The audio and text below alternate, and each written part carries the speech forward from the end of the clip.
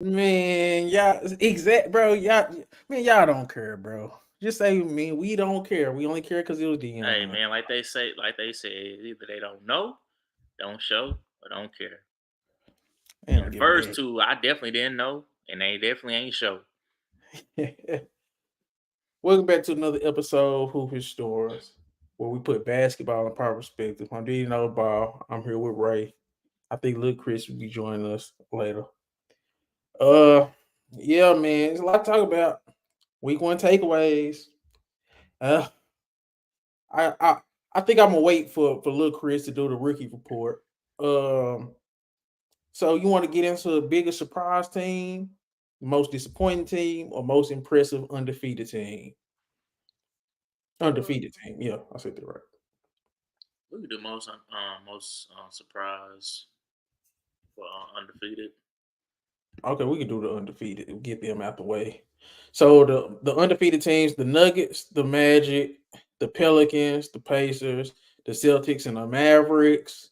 So who stick out to you on this list? Magic, but they not gonna be undefeated for long. They losing tonight. The Mavericks. The Mavericks or the Magic? No, I said Magic.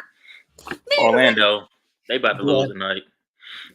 man, y'all better hope y'all get a damn victory, cause y'all we gonna be talking about y'all later. Man, I ain't trying to hear about Magic. I seen one game where they whole team shot. The only people that shot good was Cole Anthony. The rest of their team was shooting 5 for 12, 6 for 13. I said, how they winning games? None of their people shooting 50%.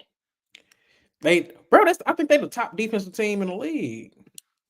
Man, I think when you go against the thing about that though, when you all defense, this ain't football. You can't just be all defense and be like, hey, I can build an offense out. Nah. In basketball, you need some offense. At no, I least ain't one saying, person that's just like I can go to bucket.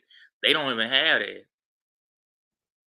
If they bro. do got it, they ain't discovered it yet. Bro, if I think the Pacers the worst team on this list. I think No. I think the Magic is better than the Pacers. I Pace is just you want to talk about discovery? Pace just discovered some dude. Aaron Naismith. Aaron Neesmith, the nigga that came from Celtics, everybody knew he was all right. But I don't And know. then I don't trust that shit, you man. got what's it called? Halliburton. He doing his thing over there. Every game it seemed like he got at least 18 and 10, Bro, 20 and 10. they played the Wizards, Miles bro, the Turner, first game, and it Matherin, was 143 to 120 something. Them Bruce motherfuckers ain't playing no Brown. damn defense over there. Bro, the players I'm naming off, they go to Orlando right now. Some people going to that bench. See, you don't watch Orlando. You don't watch Orlando. Who's bro? So Ain't none of it, Tyrese bro. Halliburton ain't starting as a point guard if he go over there. Duh. That's Tyrese Halliburton. You said you Bruce go Brown name can't start on some their dude. team. No. Bruce Who Brown who not starting. who in their starting five? Name me their whole starting five right now. I know Paolo. I Markel know Fultz, Jalen Wagner. Suggs, Franz He going to Wagner, the bench Paolo right there. Banchero, Jalen and Suggs is going to Wendell the Clark. bench. You don't watch Jalen Suggs. Jalen Suggs one of the best You defense. talking about that dude? You Jalen talking about that Suggs, dude that's a high flyer? if Jalen Suggs You keep talking about playing the high like he flyer, right? playing, he gonna be on our defense team. You talking He about the one high of the flyer though, right? he's a top 5 defensive guard right now. Or you talking about the high flyer though? Bruce Brown can't play defense and he can't also score.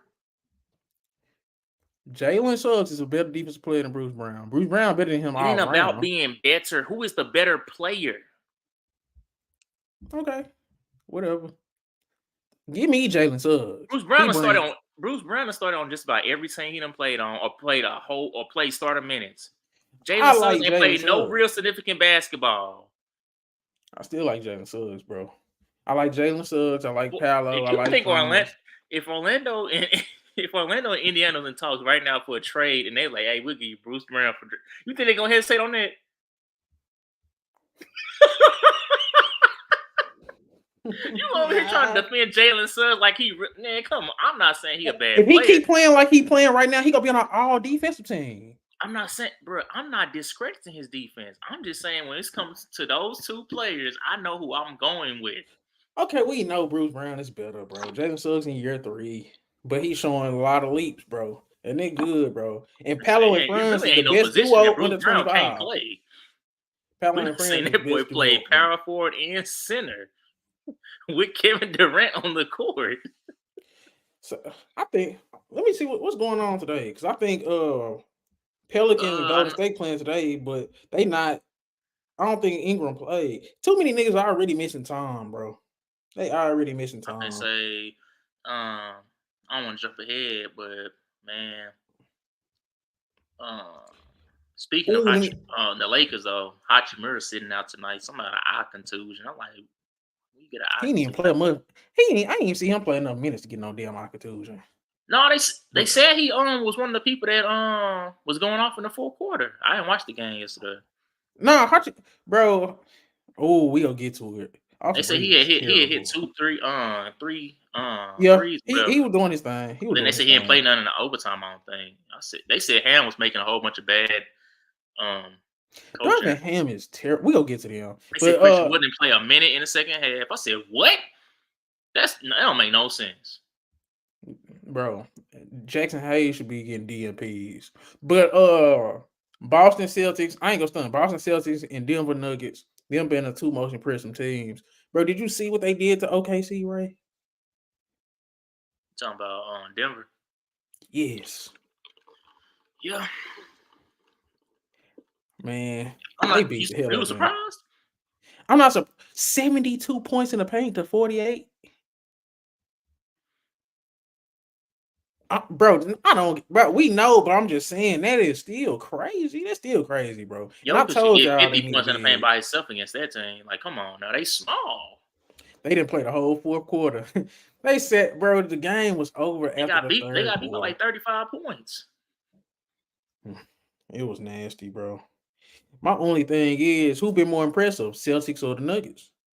Because the Celtics beating the hell out, they beating the hell out of the Wizards right now. Well, I think they I already think the won. Did they Nuggets already are won? because people had more doubt in the Nuggets and the Celtics when people start talking about, man, what they gonna look like, getting rid of some key pieces that was on that title run out of Bruce Brown and on Jeff Green. Did they replace them right? And they ain't missed a beat. Celtics people knew what they was coming in with. Oh, they got Porzingis now. Oh, they got Drew Holiday now. Man, this team going like, bro. They was expecting to do all this. Just like last year, Celtics was expected to come out, and they did come out on fire last season in the beginning. So it's always kind of been an expectance of the Celtics to just be dominant from the get go. Nuggets always had people always doubted Nuggets. I was one of the people who used to do it. But Nuggets had a reason back then.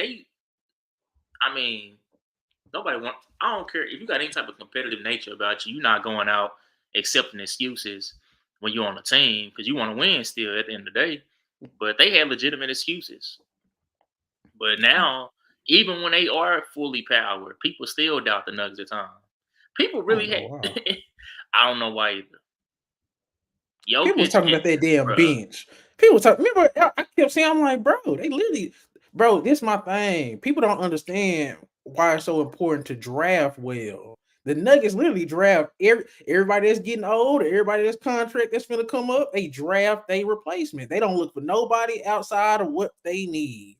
Like I love how they draft. They do Peyton Watson. I don't know if you've seen some of his highlights. He looks like a better version of what the Jeff Green they had. I'm not saying just like Jeff Green, but he looked like a better version of the Jeff Green they had. So, and Christian Brown, Julius, they got like a couple rookies over there. And then they got Reggie Jackson, right? This bench yeah, really better than they championship bench. So, he was there last year man. though. But you know, he didn't He know the got there late offense and though. He shit like got there that. late though. Yeah. Yeah. So they was like, yeah, just sit down. But say, man, the Nuggets look like a powerhouse, bro.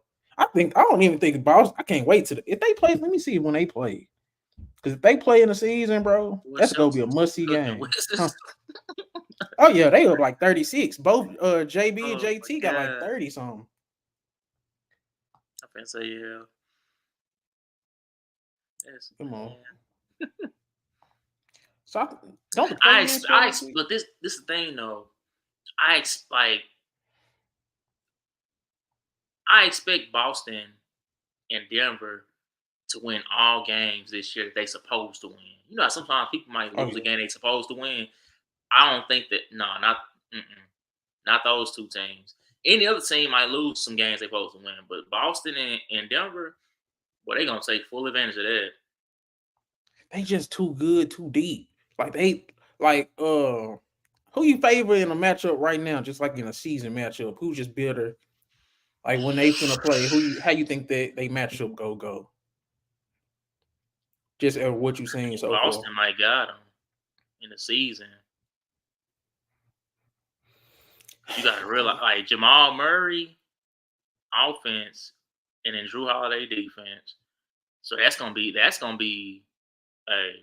battle right there between those two. But then you got But Jaylen Brown. You got Jaylen Brown and Jason Tatum. They cooking their matchups. It's not whoever MPJ try to guard. It's not gonna be vice versa. He's okay, not I gonna see match that. whoever he guards out of those two. And then I think You got Derek White, who also can switch on Jamal Murray. So that he gonna be having of the two of the best perimeter defenders in the whole league just switching. And the crazy thing is, Boston as a whole is just a great defensive team, yeah. but they also a great offensive team. So I mean, I it's think Aaron Gordon could do pretty good on Jason Tatum. I'll put KCP on Jaylen Brown and just hope he can hold up. But out of all these matchups, the scariest matchups is Porzingis on Jokic. Bro, oh he yeah, just too that's he too barbecue light. chicken. He too light, bro. He too light. And I don't know. That I think out of all the matchups, that's the most lopsided because I trust Aaron Gordon on Tatum and I trust KCP enough on Jaylen Brown. Now, the biggest, it's just a matchup problem to me. Jokic on KP, but and then I think they got more continuity. We done seen the Celtics when they was playing the Knicks. They was kind of like they still figuring shit out. Boy, the Nuggets know each other like the back of their hand. Like that's another thing we underestimate they chemistry. And this really could have been a dynasty, right? If they would have been healthy these last couple years, who knows what they could have did? Because what was it, 2020 when they made the West Conference Finals? And then it was 2 years of no Yeah. Jamal Murray. And then one So year without what's called MPJ. they could at least had 2 finals appearances or three Western Conference Finals appearances. Who knows? This team really like that, bro. I like the Nuggets, man. And they don't really play like 3 potential playoff teams. I can't say that about Memphis. They terrible. They terrible. But you ready to move on to the biggest surprise team? We didn't talk about the Mavericks. We didn't talk about the Mavericks. Say, bro, Luke is on his MVP run, bro. Quit. Don't hate. Don't hate. If we doing the MVP ladder, it's Jokic and Luka. They're the only two up there right now, in my opinion. I can't hate on that. Okay. Ooh, I thought you was go. You seen that shot over Finney Smith that Luka hit? Something with one hand. Yeah, I don't know how he made Yes. that. Say, bro, I you mean, go hate we this. can call stuff like that luck, but it's a reason why when we look back over the history of basketball, it's certain players that only get those so-called lucky shots. Yeah. Something I don't know, man. I don't know. He was just feeling it that night. He hit 3 in a row clutch shots. I'm like, from the 3. Right. Just hear me out before you get on me when I say this. I ain't trusted nobody this much since Kobe. When it turns to like, oh, I feel like he gonna do what he's supposed to do. Like I know he ain't go fold at least. I think Luka is right there. I know he ain't won no chip. He ain't been to no finals. But who you trust more than Luka right now? None Talking of about the just like old guard. straight clutch shots. Yes, none of the old guards. You can't list like the KDs, the Brons, the Stephs. I trust them more than Bron, but whatever. Yeah. I'll say he's probably number 1. I'm trying to think of who would be a close second. De'Aaron Fox. Yeah, but we done seen more of Luka to know. Yeah. Yeah. Fox just started establishing himself last year. Luka been doing this for a couple years now. He just it's I like want to put Fox over Tatum in the clutch. Not yet. Oh yeah, Tatum. I do like Tatum. I can say Booker. Tatum can go a whole game playing trash and out of Yeah. nowhere. It's like, bro, he's not missing nothing. Last 3 minutes of the quarter, he ain't missed nothing. How Booker about? the same way, yeah. I just gonna say, how about this five? Luka, Tatum, uh, Murray. You no, I gotta throw said Murray out there. he already won. He already won. It's out of the Oh, people okay. that's kind of still up in the Just trying to air. reach that. Yeah, Luka, Tatum, Booker, or see, goddamn, I gotta put Mitchell up there too. I can put Mitchell up there too. That boy The still only thing clutch. Mitchell missing is playoff clutchness. We have yet to see Yeah. that from him, really. What Like about those other Trey? guys got playoff moments. What about Trey Trey? got man. He got a moment. He had moments last year. To be honest, he almost pulled that Yeah, mug off. Trey. That's one nigga. He's super clutch. He clutch. It's some clutch dudes.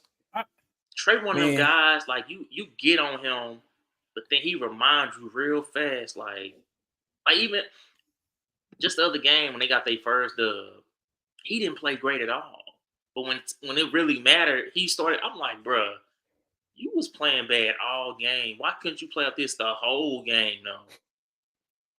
I think he too small. He be too small to do that. I just think I'd have made my peace with Trey Young. He's just too small to be consistently great. He's just too small, bro. Like he gotta make difficult shots to be great. So you can't be consistent like that unless you Steph. But I think Steph just was I don't know. I don't know what it is with Steph. I don't know how he do this shit. You see what he did against the Rockets when he was playing trash? He came back on them. Oh yeah, he started And cooking Dylan Brooks. so You had I Dylan think Brooks out there playing hopscotch. I'm like, bro, what type of defense you playing? speaking of that, let's go and move on. Oh, we didn't talk about the Pelicans. Yeah. Zion got his team undefeated. Yeah, but Zion had if you gonna act like Zion and Ingram ain't doing it together, oh, well, Ingram been holding his own too. Like they doing what we thought was impossible because until this season when they was on the court together, they was losing. yeah. But then someone one of them went down, they'll start winning again. And more times when it was Zion that was healthy, they was definitely winning. But no, man. They got a Yeah, lot of injuries over there too. They doing it all while being injured too. I'm just say I, half they benches just they half they key role players. Let me say that's on their bench is not there. say Ray, remember I said this too. Willie Green is Eric Spoelstra West. I don't care what nobody say. I think Willie Green gonna be up there, bro. Like I love his line. You know, it's not a lot of coaches where I say, okay, I like these lineups. He one of them coaches. I'm like, yeah, I like these lineups. And then he's situational. I think every box a coach check. Willie Green, he right there. He ain't never had no healthy team. Him and Ty Yeah, Lue, we ain't yeah. never really got to see them two like really be at their best with We their ain't seen best. So Tyler with a healthy team since he's with Cleveland. exactly. So we ready to move on to biggest surprise teams. Who your biggest surprise team, man? Detroit. Oh, you took mine. You took mine. Man, I was like the first game, okay. The next two, I'm like, hold on a second now. Maybe they're a little bit better than what we thought. Like Jalen Duren, Cade Cunningham ain't been playing. I mean, he has had I think a game in there where his shooting wasn't that great, but he been playing pretty good. Bogdanovich out, so I thought when I seen him go down, I was like, oh man, I say that's their best player. I still believe that he's their best, Yeah. especially on the offense, and he's definitely they best asset. But no, man, Jalen Duren, man, the whole league talking about Jalen Duren right now. He gonna be a top 10 center, bro. He 19, right? He's still 19. He already better than DeAndre Ayton. Yes. I told you. Bro, I don't want to bring up bro name, but he remind me of number 12 from Orlando. But he got more aggression in him. He got more aggression in Crazy him. dude, man. He got more aggression. His name. No, But he remind me of that dude, man. So, and it's crazy, Ray, because you know the one thing Oklahoma City need is a guy like that, and they passed on him. They got Uzman Jang instead of Jalen Duran or Mark Williams. So just imagine Jalen Duran in Chet with SGA. Oh my goodness. I'm so mad at them for that. I'll never forgive them. I'll never forgive them. But Asar Thompson, I told y'all do you remember who I said he was gonna make an impact like when he got to the league? You said Swart Jared. Thompson? You Yeah. said Jared Wallace, yeah. That boy looking just like him defensively. He ain't got the offensive package yet. But you remember what Gerald Wallace would make him special? He would get blocks, rebounds. You like, damn, as a wing. Asar Thompson doing that same thing. And I'll say this too, Ray. They the number one team in rebounding. You know how important that is. And I feel like this is the toughest team in the league. We're a young team, one of the, you know what I'm saying, the up and coming. This is the toughest team in the league. I just watched the Charlotte game because I was doing a little research. I watched the whole Charlotte game. They had Charlotte home court. They bullied them out the game because they was already beating Charlotte, but Charlotte started coming back. And then Brandon Miller, Isaiah Stewart, PJ Washington, Jalen Duran, they kind of got into it. After that, bro, they bullied them niggas off the court, bro. And they're too big. Like, that's one thing I underestimated when I was looking at Detroit. Just, you know how many games you gonna win in the regular season just off physicality and toughness? That's a physical and tough team. Jaden Ivey got an attitude. Isaiah Stewart got an attitude. Jalen Duran got an attitude. Say, man, that's a tough team, bro. That's all I'm gonna say about that. Any other surprising team? I mean, yeah, surprise team. Um, They getting their ass whooped right now by the Thunder, by the way. Detroit. Yeah.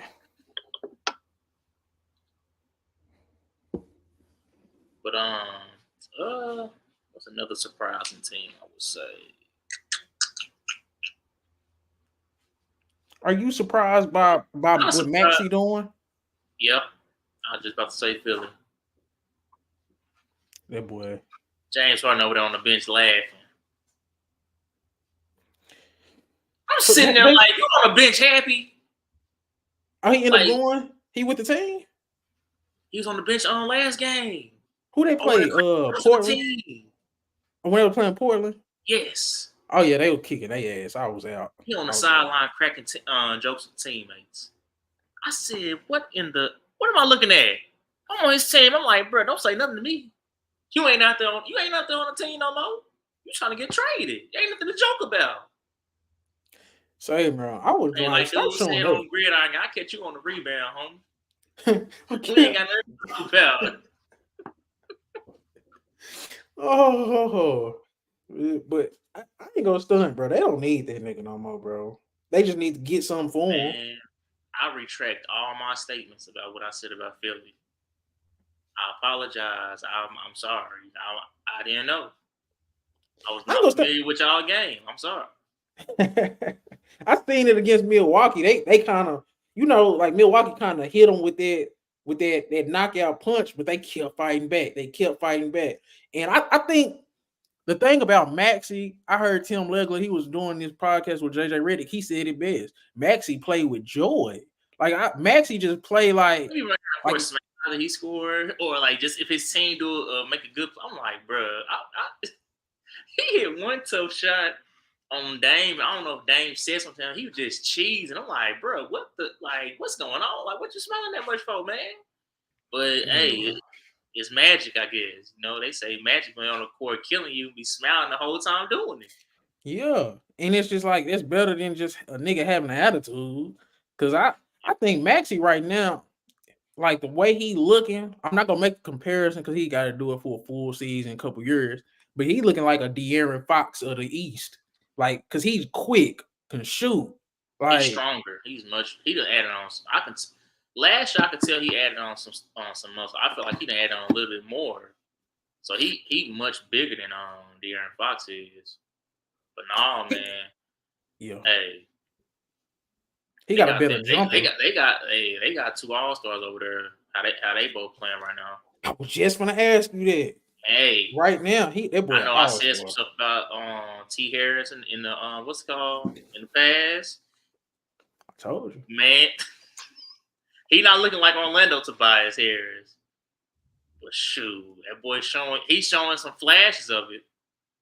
He And can hoop. that's all I really need out of a third option. Like, bro, if you can just make the other team believe, like, dang, a third option is even a threat too. He That's just got to stay big. aggressive. He just got to stay aggressive. He would disappear. I think that was my biggest thing with him. He always been cold. You remember I put you on It's him his rookie year. He, I think he was disappearing because James Harden get into that over dribbling style of play and everybody ISO out and I'm gonna hit you if you open. Tobias Harris is more than just a catch and shoot guy. yeah, He like to facts. get He in the got a post midi. middle. He like to get in that midi. So I mean, it's just one of those things where you can easily drown out of the offense. And now we starting to see the ball moving more. So hey, that's Tobias So Harris style. what will make them contenders? What do they need to add? Whatever team they trade for with James Harden, they need to try to look for because they probably not going to trade James Harden to a team he want to go to, especially if they're not about to get something valuable in return because they a playoff team. They don't want no picks. They want something that's going to come and immediately make a difference. So the thing I'm looking at, uh, I would say a point guard, a solid point guard. So Tyrese can still just be looked at as a 2 or a combo or whatever. But I don't know. I don't know what point guard could come and just put them over the top like that though either. I don't know about I don't know. I think this is what I was thinking, Ray. They need to go get them a power forward. Like I a like the old dude actual that come off the bench. What's that dude name? power read. Mm-hmm. I mean, yeah, but he ain't no real power forward. What's up with it, Chris? What's good? What up, man? They need a power forward, bro. Like a legit power forward that can shoot, do a little. I don't know who they can add, but You saying like they a go spend start for a starter or as a backup? a starter because this is the lineup I want. I want Maxey, Melton, Tobias Harris, a power forward, and Joel Embiid. Because you still got Oubre. Oubre was man, That boy was cooking, man. and that's a good pickup for a People bench guy. forget He how much averaged of 20 a points. people, Huh? man. He just came to the Warriors at the wrong time. Everybody was He hurt. he's a one-on-one player too. He ain't with all that system shit. You gotta go. You just And he gotta gonna unleash defend. him, huh? And he gonna defend. Yup. And And he ain't soft. I So was just gonna say he don't back down either. Yup. but I no, like man. I like Philly now. I'm trying to think of who. Well, I still think they could use a solid PG. I'm not saying nothing about Milton, but I just feel like he better when he come off the bench. Mm-hmm. But I don't want to take the ball out of Maxie hands though. That's the same problem you had with James Harden. So you saying a point guard that plays off the ball. So that's why you like Milton I'm as a point guard. Yeah, because Milton go catch and shoot, he go defend. But I mean, you could get somebody bigger for that position. I don't know, unless you go see. But I don't want. I would say trade for Marcus Smart, like that type of archetype or something like that. He gonna man. He gonna want to play. Yeah, he gonna want to shoot. That boy averaging 20 points this season, man. That boy trying to get buckets. Man. I just think whatever you get from James Harden, you just got to make sure it's the right fit. Yeah. It just got to be the right fit, either a power forward or an off guard that can catch and shoot. What about? See, I was gonna say Tyler Hero, but they gonna need Tyler Hero as too. Tyler Hero won't shot suit. Him, no, that ain't gonna Yeah, work. and he don't play defense. Yeah, and he don't play no D. Damn, it's really kind of hard. You can try to get a. No, they not. They not looking to trade Bobby Portis. I don't think. You I can ain't try to trading no get a damn Bobby James Portis. Harden for no Bobby Portis. I'm not trading James Harden for no Bobby Portis. I I'm don't sorry. know what type of package you will have to put together to even make that possible. But Go get Kuzma. I don't see why Wizards would do that at all. I don't know why Wizards would want to do that. They trying to build a so-called future. Yeah, they just Kuzma, extended him. The way Boston beating the hell out of them, there's no future with no Kuzma and Poole, bro. You see that shot? He tried to take over Porzingis. Who did? Ain't no future there, bro. He tried ain't no future there, bro. Man. What about Karl Anthony Towns? I mean, if you can get him, man, Anthony Edwards gonna be butting heads on James Harden. I just don't think James Harden's trade value is that high. Anthony Edwards gonna get that boy up out of there. You don't think it's so? Shit, fuck it. I don't care. I don't care no more. I really think a lot of teams is done. I think a lot of teams are finally done with James Harden shenanigans. Yeah, exactly. Like it's finally catching up. That's what, bruh. They could have been made a trade by now. This dude, before the season started, this dude made a whole video talking about Daryl Morey is a liar.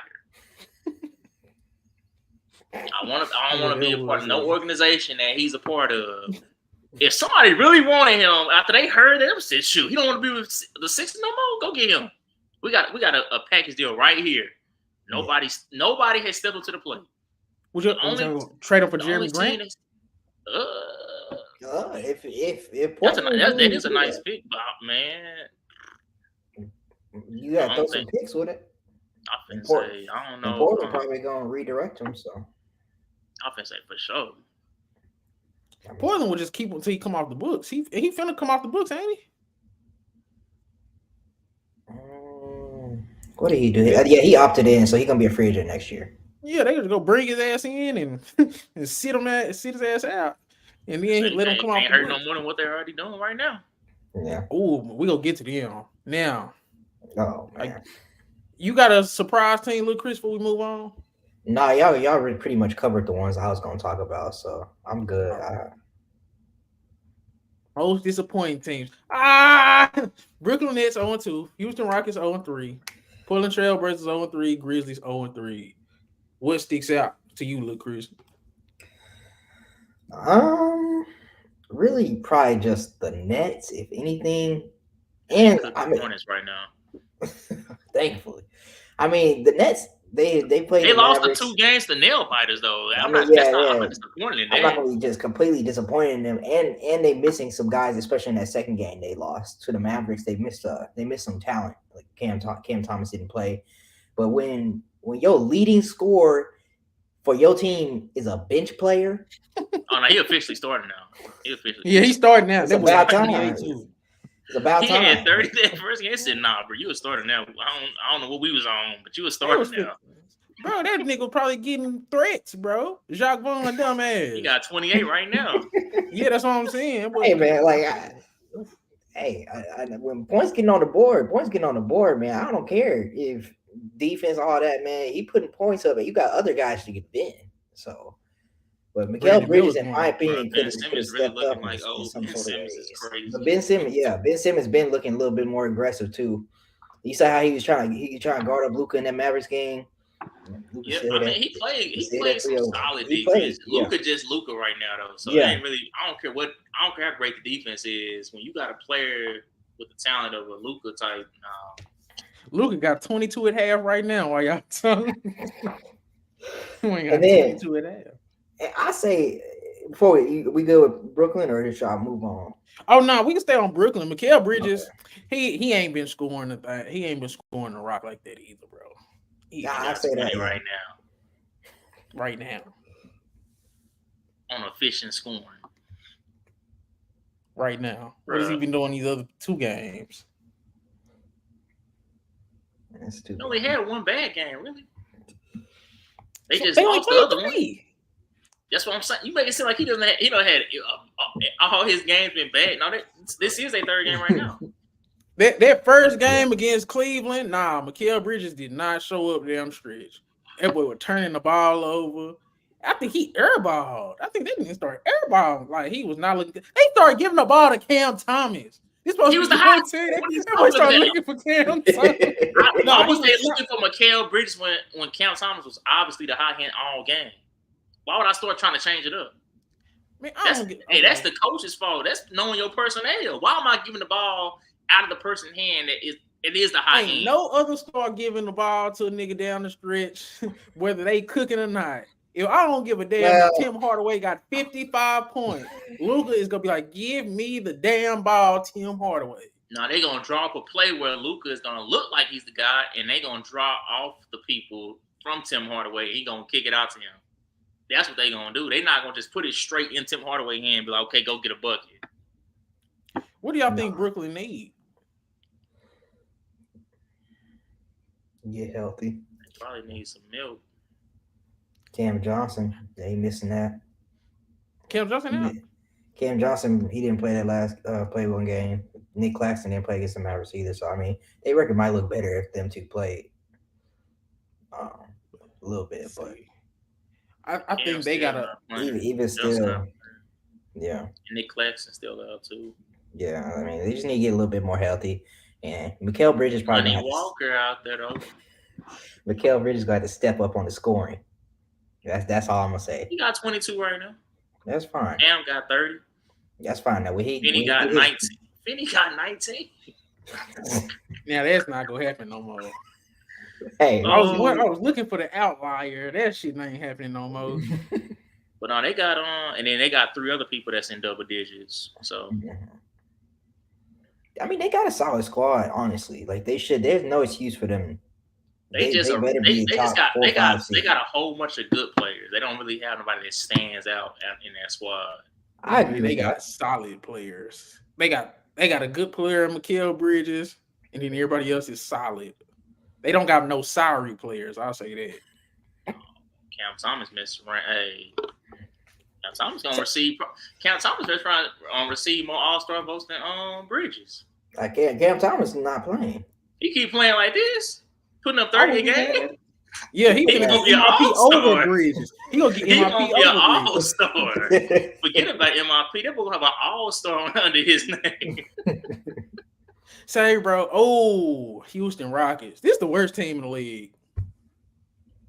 Houston Rockets the worst team in the league, bro.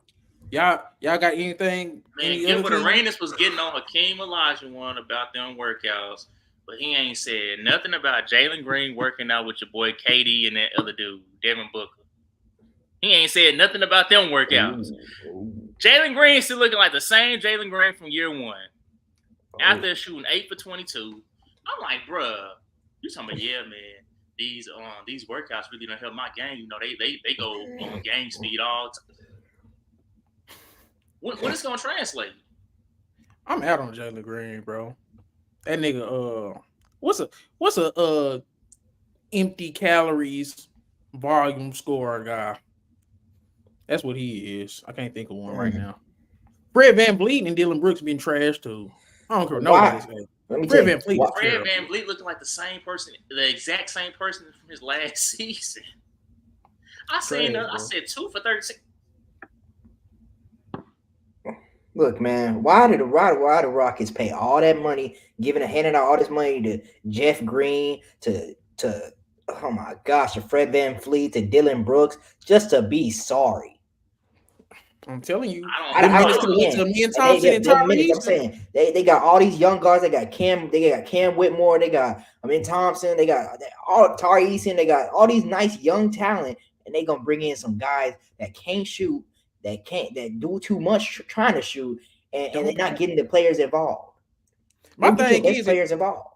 If we go suck, let me suck with these sorry young dudes, man. Say, well, not sorry, but take a page out of Portland book, man.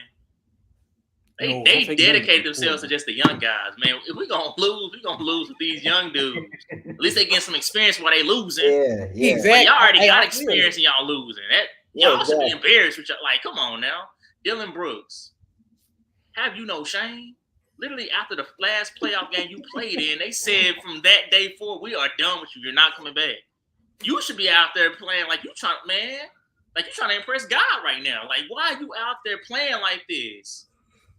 And Fred VanVleet, man, this might be his last year in the league.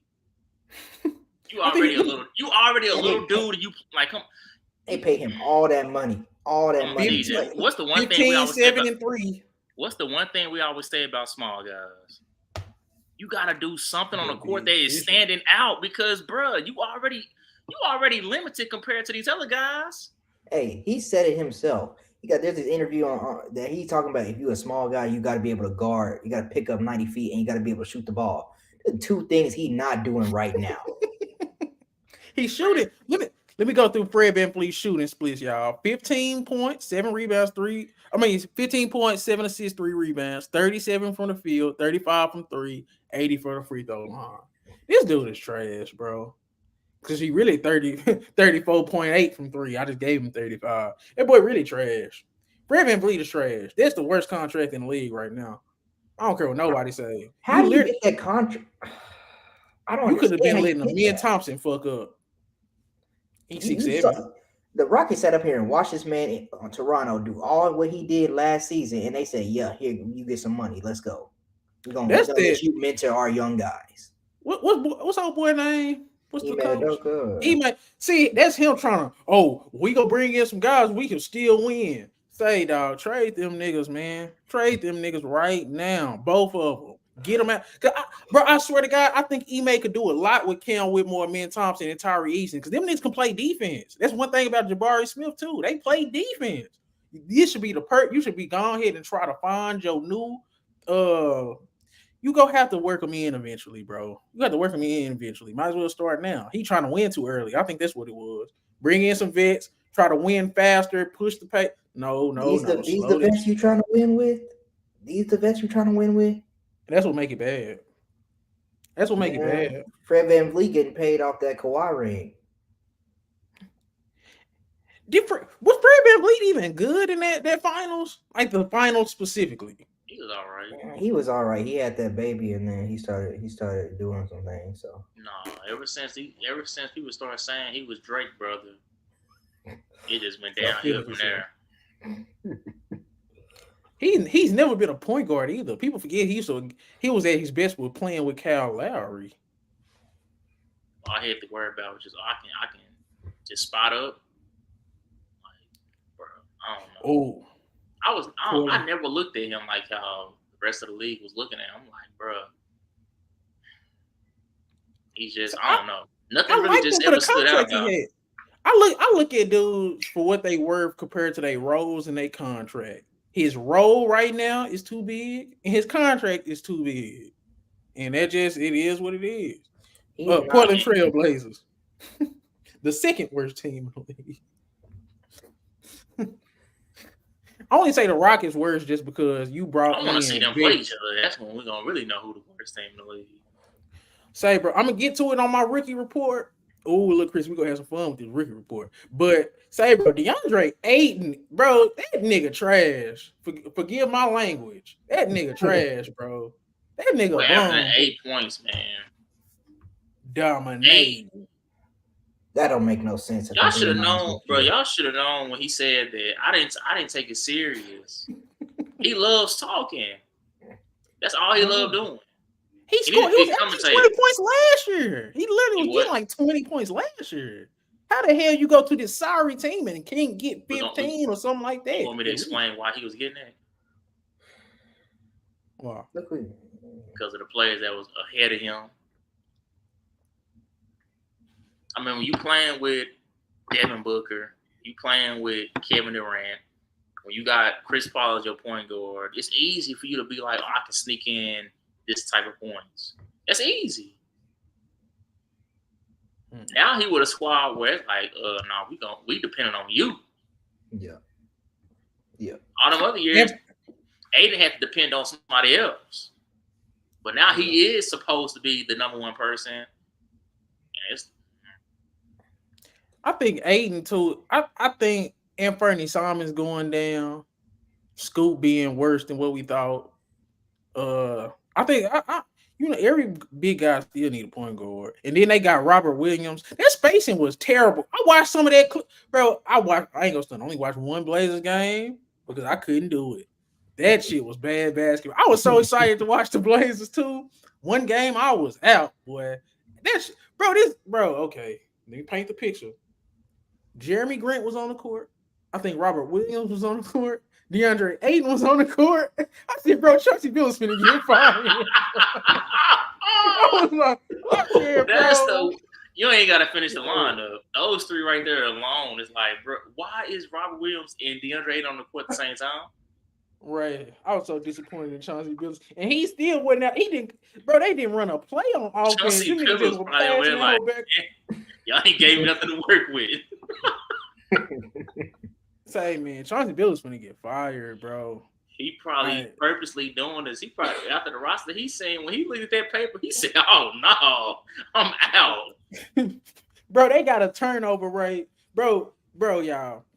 This nigga Malcolm Brogdon passed them up to Jeremy Grant, and Jeremy Grant passed it back to Malcolm. They literally did that until they got a shine clock valley. Bro, they didn't run no set. I said, yeah, Chauncey Billups gone, bro. They didn't run no offense the whole game. They literally was going back and forth, like going one-on-one. If nobody didn't get nothing one-on-one, the possession just was going to be out of there. The only thing that's saving the Blazers right now, I like Shaedon Sharpe. I like Anthony Simons when he get back. I still like him. So you still got you a good backcourt.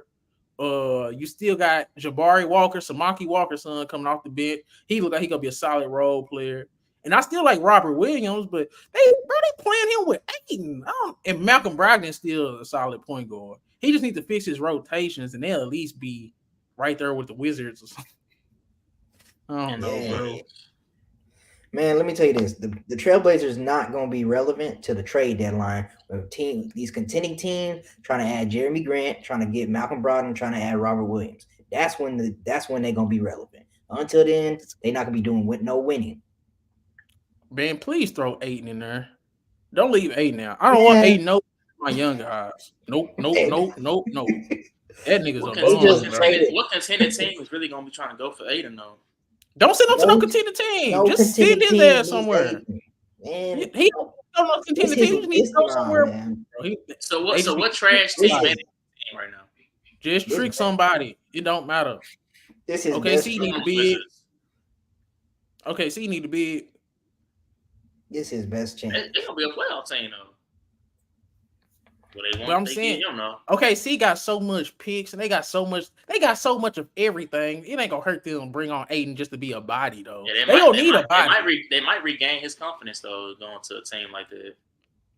Boy, they gonna throw him out there. I think when he came up with that nickname, dominating, his confidence was restored just 10%. But when he went to that first official practice and seen his squad, all that confidence left his body again. No, it's some talent on Portland, bro. It's how you get there and be like, he's coming from a team where he's done seen the finals and he done seen the playoffs multiple times.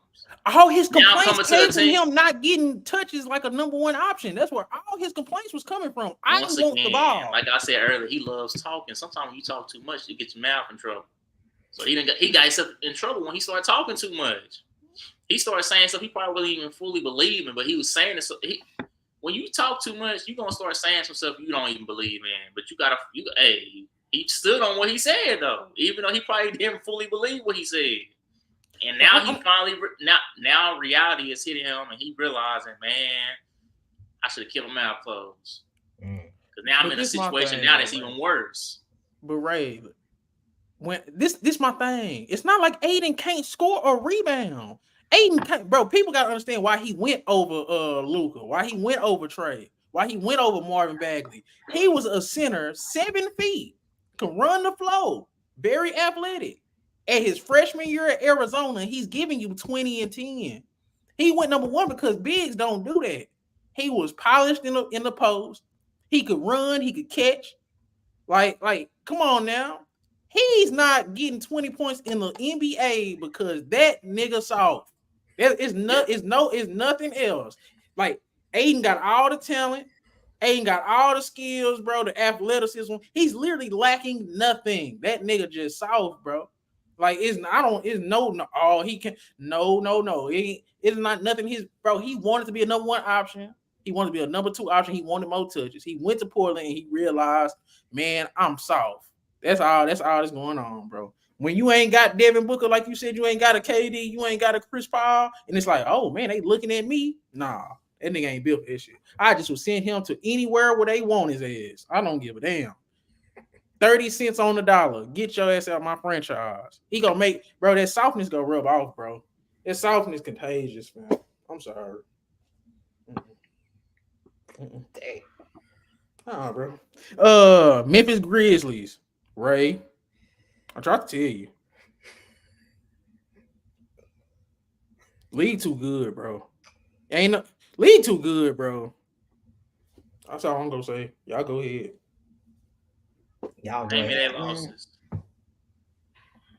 Nuggets, Wizards, and who else they played? Let me see who else they played. They played the Nuggets.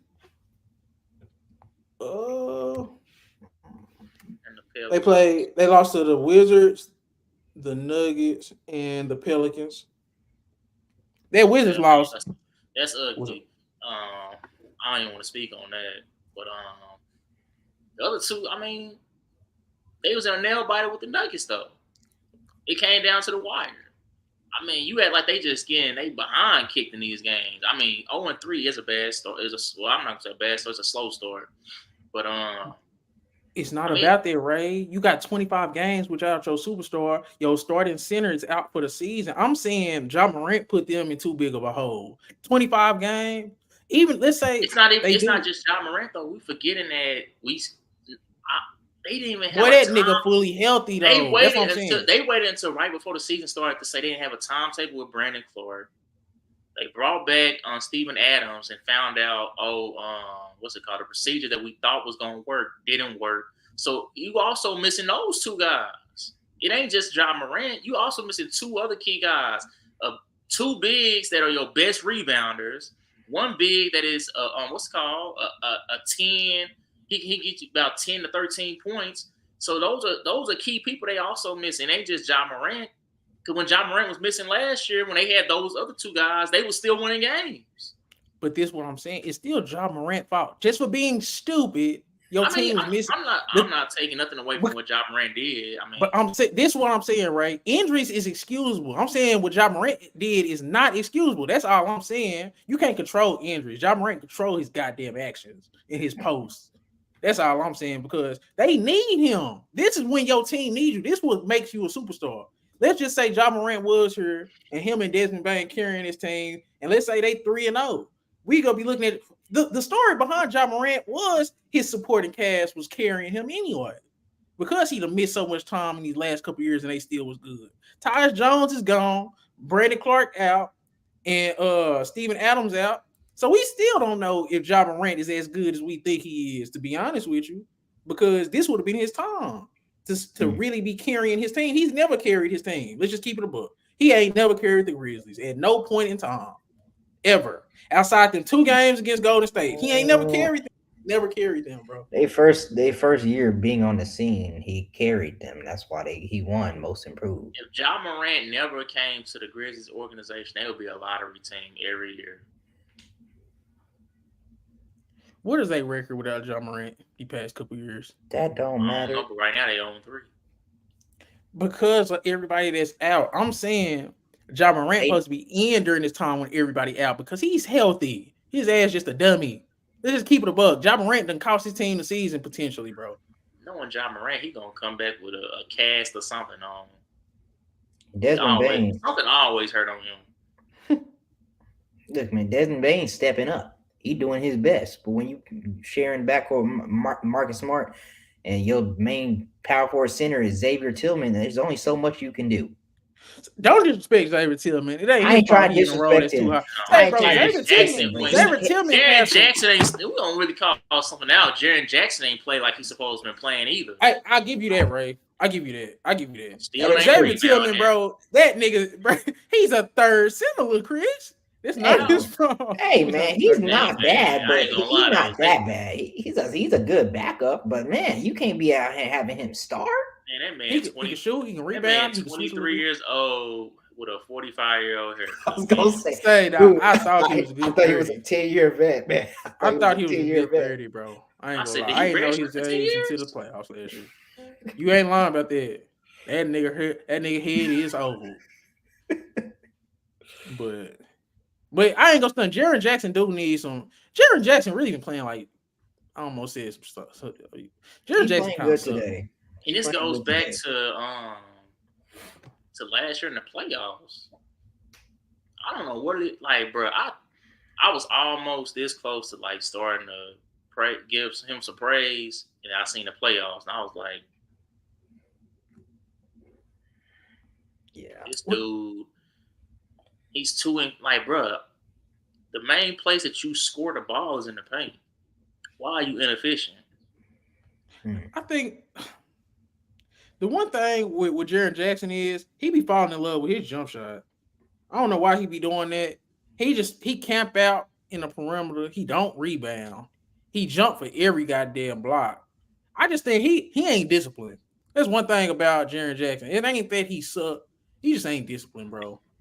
He got to get in the post a little bit more, especially without the big guys. He got to rebound a little bit more, and he just got to be smarter on defense. Don't foul out. But Jaren Jackson has been playing trash. I'm glad y'all brought him up. He's the reason why Memphis is 0-3. What he doing? I'm trying to look and see what he doing right now. Man, he doing good. He doing good right now. He got 21-7 right. Of course, he doing against the goddamn Mavericks. I mean, we got rookie center. We got a rookie center out there missing Kyrie. Like we ain't not Mavericks not a big team anyway. Kyrie trying to get big. I was watching earlier. Grant Williams had hit like 3 threes in the first quarter. Oh yeah. Grant Williams. Out. I'm gonna start talking about him when we talk about individual players if we're doing that. And they did this, and then we'll get the Ricky report. We already talked about Fred VanVleet and Dylan Brooks, but who's some other new faces, new places that y'all I think who at the top of that list? I'm gonna say Porzingis. Who is a new face? Drew. Yeah. Go ahead and say Dang. He looked trash against the Hawks. I didn't say this only had like 6 points. Like, whoa, 1 second now. You gonna come out on the season opener and have 39 and come in the second game only have 6 points. Bro, I just tried to hold it down, but he needed his co-star to do a little bit more. He wasn't there to. But Miami Heat getting blown out. I don't know why you thought they were just gonna be good. I didn't know Bam wasn't playing. Be better than what they is though. I didn't know Bam wasn't playing. That's fair. Messed up my damn prize picks. Hey, next time you do those, I can help you out, man. Bro, Jimmy Butler. I for sure had the Bulls beating them Pacers and then they losing right now. I don't think nobody had Bulls beating the Pacers. I did. Bro, DeMar DeRozan messed up my prize picks too. That boy DeMar DeRozan. Hey, bro, that's another team we didn't talk about that was disappointing just because they not 0-3 or 0-2. But Bulls trash. I mean, so they got 3 legit All-Stars on it. I mean, I don't care about when last time they made the All-Star team, but between Levine, DeRozan, and Vucevic, I ain't never seen nobody be this quiet about 3 capable players of that stature, and they be out here missing the playoffs. It don't they got 3 players that's like top 10, top 15 in their position. DeRozan is the most slept on All-Star ever. Like he don't get criticized. He about to pass Larry Bird. Last time I seen somebody criticize DeRozan is when when he's with Toronto, and they really didn't criticize him. They just said, LeBron. That's what's called Toronto is LeBron's son. That's LeBron daddy. With it, like I'm like, bro, that's the last time they were just making fun of Toronto though. They wasn't actually criticizing. Like DeRozan ain't never just got criticized for anything when he was with the Spurs. He had no expectations. I think is that something does that define DeRozan career though? Like the thing that defines DeRozan career, we just not gonna talk about him. We just not gonna talk about him. So I think that's worse than getting criticized. He's not good enough to get criticized. He Rudy Gay with more accolades. He's Rudy Gay with more accolades, bro. Dang. And less fans. I think Rudy Gay was a little bit more popular than DeRozan. Oh yes, well, certainly in Memphis. But then again, I think Rudy Gay just who is DeRozan in a tier with? Like of all time, like he's in a tier with who? Because DeRozan accolades is really kind of small forward wise. Small forward shooting guards because he played both. He played. He got a lot. Put him in the same tier as like a Dominique. Dominique who? Nah, hell no. Hell no. I ain't talking about Dominique Dawes. Nah, hell no. What does Booker have in a scoring title? Bro, DeMar DeRozan only 3 All-NBA, 6 All-Stars. Dominique Wilkins got way more shit than that. Hey, okay, hold on a second. He got a scoring title. He got 7 All-NBAs, 9 All-Stars. Nah, he's way better. How you look him up that fast? God dog. So when I said his name, you start looking him up. Yeah, because that was nasty. I ain't like that. Okay. I ain't like that.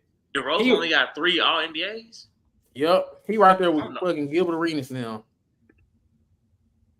Yep. Really? That's crazy. He right there with Gilbert Arenas now, bro. How many All-NBAs Paul Pierce got? The Paul Pierce only got that many. Ray, you going way too damn high. No, what I'm saying is All-NBA. I mean, but then he got, I guess, okay, he got a Finals MVP. He got a ring. Okay. Paul Pierce got 4. Well, he only got 4 All-NBAs. Which is crazy.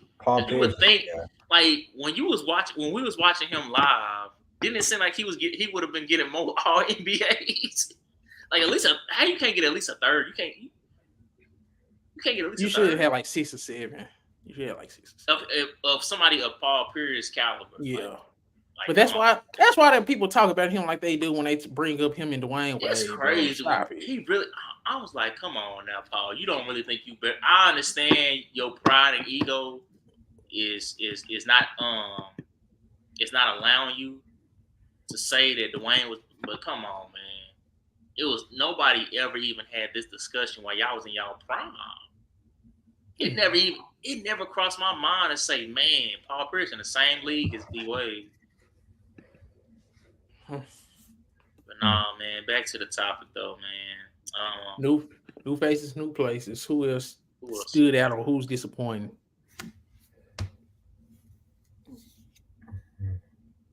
Jordan Poole. Jordan Poole was getting splashed. Jordan Poole. Bruce Brown been kind of solid. Yeah, Bruce Brown was solid. I know you don't want to talk about him because he's not a superstar player, but God, dog, man, he been looking better than Jordan Poole. Kelly Oubre been playing good too. Kelly Oubre, that's a good one. Grant Williams. Grant Williams been playing solid, but Bruce Brown has been good for the Pacers. Bruce Brown been good, but it's just like, bro. Soon when I say his name, bro, he said Grant Williams. Oh yeah, Grant Williams been good. He ain't been better than no Bruce Brown. Like what the? Hey, look, man, Jordan Poole low key disappointing. Jordan Poole game is in the preseason still. I'm saying that's the best game we've seen from Jordan Poole so far. I've seen that game. Bro, they beat Jordan Poole was clutch against his game against the Grizzlies. Y'all didn't watch it. I watched it. Jordan Poole was that game better than that 41-point game? It was bro. It's only 3-4 games in, man. We know he. So when I say that, it don't mean nothing. But when you say it means something. You said that was his best game. Yes, that was his best game. But it's like you expect him to have 42 already. You expect him to have. I'm saying he should have saved that. What you going that hard for in preseason? You ain't about to bring that same energy in the season, bro. He's trying. Now that should sound corny, but y'all got Chris Paul. Chris Paul with the Warriors. Warriors actually that should be a surprise team. They actually been looking all right. Man, them niggas still suck, bro. Curry's having to literally pull a win out his I ass, guarantee man. Clay seen my clip. Yeah, he been playing a little bit better. Yeah, he been playing better. Yeah. I had posted in Bleacher Community. I'm like, say, man, it's time to get Moses Moody them minutes. And I guess, and he hearing it. He got a little burner. My thing, who Chris Paul, Dario Saric damn near been better than him though. Dario Saric been good. Dario Saric, he been real good for the Warriors, bro. Unless I'm tripping. Unless I'm thinking about some preseason shit. I don't know. Man, that boy wants to right now. Chris Paul been solid though. Got 11 points, 5 rebounds, 3 assists off the bench. Curry going crazy. Shoot, they cooking Pelicans. 94-78. Jimmy Butler is not finna, bro. Jimmy Butler is not finna cover. He's not finna cover a 17-point game against the Bucks. They got their. Hey man, he don't care. Jimmy Butler's a bum. He's a regular season bum. You see him and Dame dapping up for the game. When they was, I guess Dame had just pulled up backstage, like going to his locker room, whatever. And Jimmy just so happened to be coming in at the same time. I'm like, bro, what? Come on now. Y'all could have made this look. Come on now. Y'all could have made this look at least a little bit more like real. They just so happen to be showing up at the same time in the cross pack. Like, come on, man. Jimmy Butler done went Hollywood. And somebody just had the cameras ready, like right when Dame was walking up. I'm like, man. They ain't been disappointing too, bro. Keep it a buck. Outside that little stretch he had against Philly, he really ain't been playing that damn good either. The only thing is he had got hot and he just kept it going against Philly. Every other thing he been average or he been kind of trash, bro. Even going back to preseason, he gotta put together a stretch, bro. If Milwaukee gonna be what they really want to be, man, I'm gonna reserve all judgment. I think that's the thing. You know, people want him to be Portland Dame, but it's hard for him to be there when he's now within a system type of a team. I want him to be Portland level efficient. Like, I don't care how many shots you take.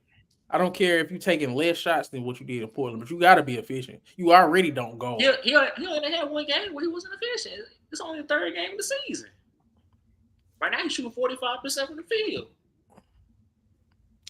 I don't know, bro. He just needs to be better. I'm not saying but if you expect him to go out there and look exactly how he looked when he got hot against Philly every single game of this season, you got to be disappointed. I'm trying to think how he looked against the Hawks. I don't think he looked that great. I can't remember, but like it's games like that, bro. I don't care what's going on. When you got Giannis and he's suiting up and Dame suiting up, y'all ain't supposed to be losing to the Hawks, bro. I get, especially when the Hawks had that was their first win, I think that was their first win of the season. Yeah, 6 points. You scored right 6 points. Dame scored 6 points? You said what, right? I told you. You thought I was playing when I said that? What'd you say? I said no. I said Hawks. Hawks been on a little streak now. They won back-to-back games. They just cooked Timberwolves. Oh. Chris, what you say about 6 points? Dame had 6 points. Yeah, he had 6 points against the Hawks. Yeah, that's trash. That's what I was saying. I said I didn't defend it. I said he had one good game against 76, and he had a bad game against, a trash game against what's it called? The Hawks. Hey, bro, you a starting point guard in the NBA. You supposed to walk into 15 points. 6 points is. Since we're bringing that up, what happened to LaMelo tonight then? Oh my gosh, I knew he was finna bring it up. LaMelo been kind of stinking it up all year. Yeah, he go like 3 for 12 tonight. That nigga went. LaMelo same amount of points as Spencer Dinwiddie. Him and Spencer Dinwiddie. Bro, if you in a battle to look trash against Spencer Dinwiddie and you win, that's crazy. Bro, why everybody shit on Spencer Dinwiddie, bro? Because I don't know. After Kyle Kuzma got into it. Yeah. Kyle Kuzma. Yeah. After he lost, let Kyle Kuzma win that. Spencer Dinwiddie seemed like got a ring. Kyle Kuzma got a year he was like actually going off. Kyle Kuzma disappointed that season, man. He's been disappointing, bro. The whole time he was in the Lakers uniform outside his rookie year, he was disappointing, bro. Keep it a buck.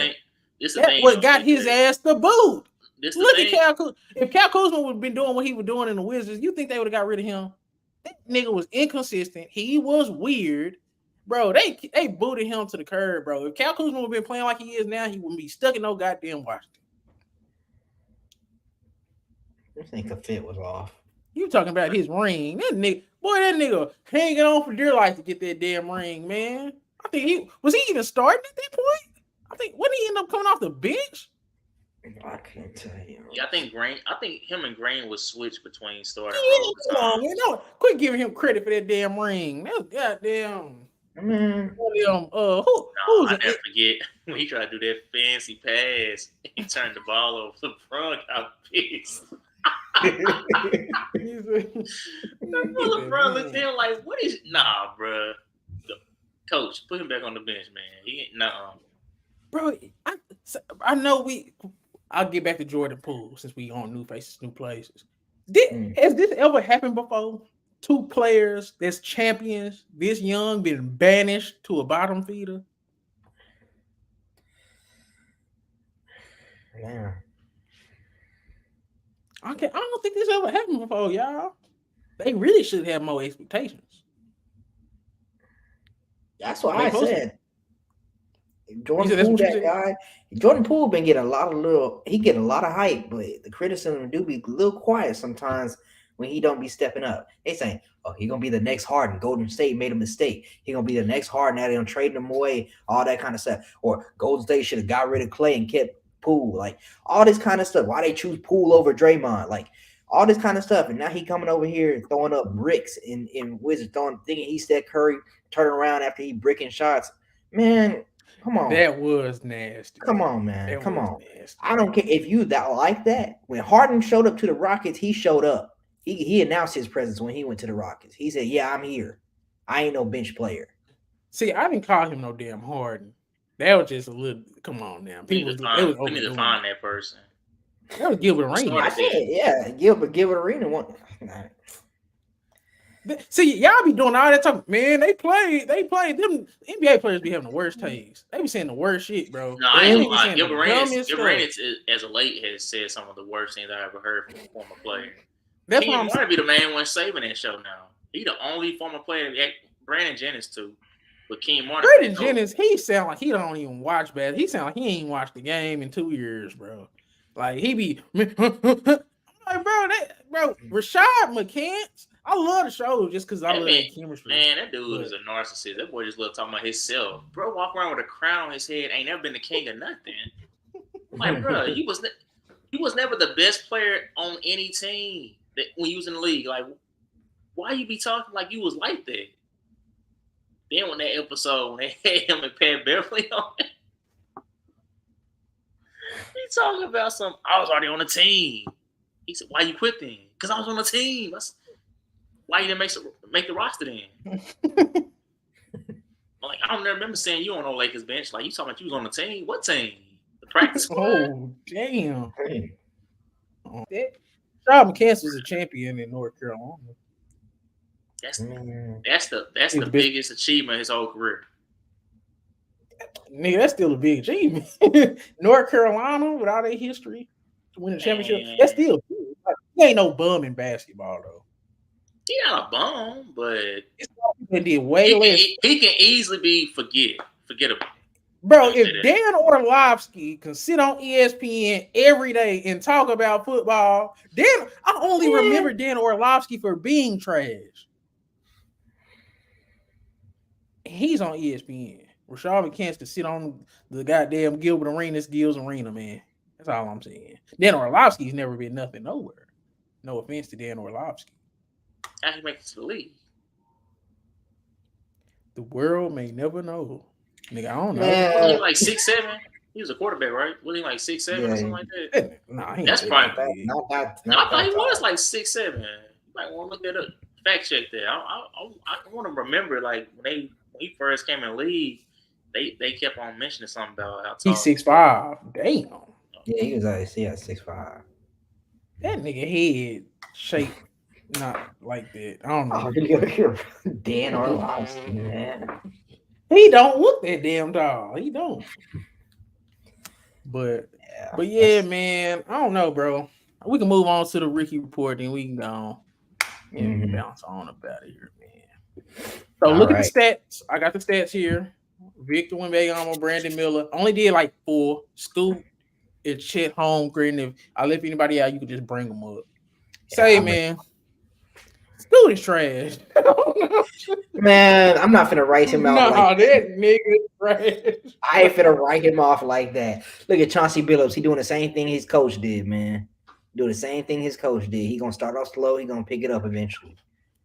Say, dog, they literally booted an NBA 75 guard with some juice still left in the tank for him. They did dang. That's really what they get, bro. They did dang kind of. Bro, this nigga is shooting 8% from 3. I think Scoop been playing like 35 minutes. That boy averaging like 7 points. He averaging more turnovers than assists, man. That nigga, he averaging a triple single. He been playing in the NBA G League too. Like you familiar with NBA game too. Like you familiar with NBA 3-point shot. You familiar with all this stuff. I don't understand how you go from playing G League guys that bouncing in between the league, and now you in the league and you can't do nothing. Bro, they've been comparing Scoot Henderson on the internet to Emmanuel Mudiay. Oh my gosh. Somebody said, man, he been looking like Emmanuel Mudiay. That is crazy, but that is a good comp. And that's what killed me, bro. That's a good comparison to what he been looking like right now. That's a good comp. I can't even blame. And then you look at Victor Wembanyama, what he been doing. Chet. You look at Brandon Miller. Scoot don't even look like he in the same league. Brandon Miller just had like a dub today off the bench. Man, Scoot not even with the SAR, man. Like Scoot not even as good as a SAR. It's just like I don't know. Scoot, yeah, I'm not gonna lie, that's a lot of pressure. They done traded an NBA top 75 point guard away for you. It was him or Dame. I'm gonna be honest. There's not much that I think that the Portland Trailblazers could have done to be true contenders in the West. I don't think anything they could have done really would have made them true contenders. But still, when you give up a talent like Dame for Scoot, that's a lot of pressure, and you kind of do need to deliver, make that choice feel right. You come out here, your first 3 games, your first couple games, this is what you doing? 7-3-2 on 38% from the floor, 8% for 3, and 4 turnovers again, bro. He's damn near unplayable. I mean, he could have the turnovers, do all this, but he could at least score. At least score the ball, man. 8% from 3 as a point guard in his league? No. That boy is cool. I watched him against the Clippers. That nigga was looking starstruck, bro. He was looking at Russell Westbrook. I seen that. I'm like, see, is this who they compare me to? Bro, he looks scared, bro. That's not a good sign, bro. At least you can be as confident. That nigga not even confident. He can't shoot. He not as fast as I thought. That's crazy. Man, I'm just saying, bro. Scoot was stinking it up. Hey, all that Scooter Brandon Miller talk. I'm glad we wasn't on that. I told y'all Scoot shouldn't be picked up no damn Brandon Miller. And this, bro, hell no.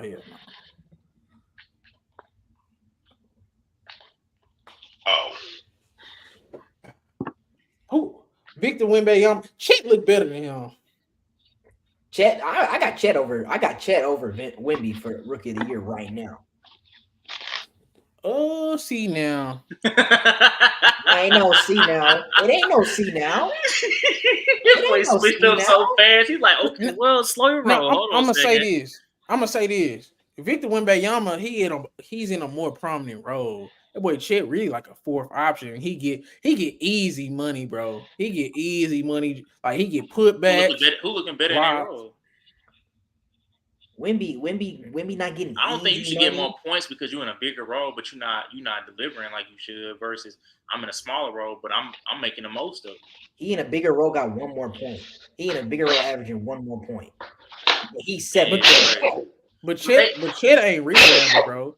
he just was in a game where they gave up 72 paint points, and they got out rebounded 48-29. I'm just saying, he's not doing that great in his damn role either. He just scoring really. That's really what Chet doing. He's scoring. Chet is playing good defense. He had 7 blocks his first game.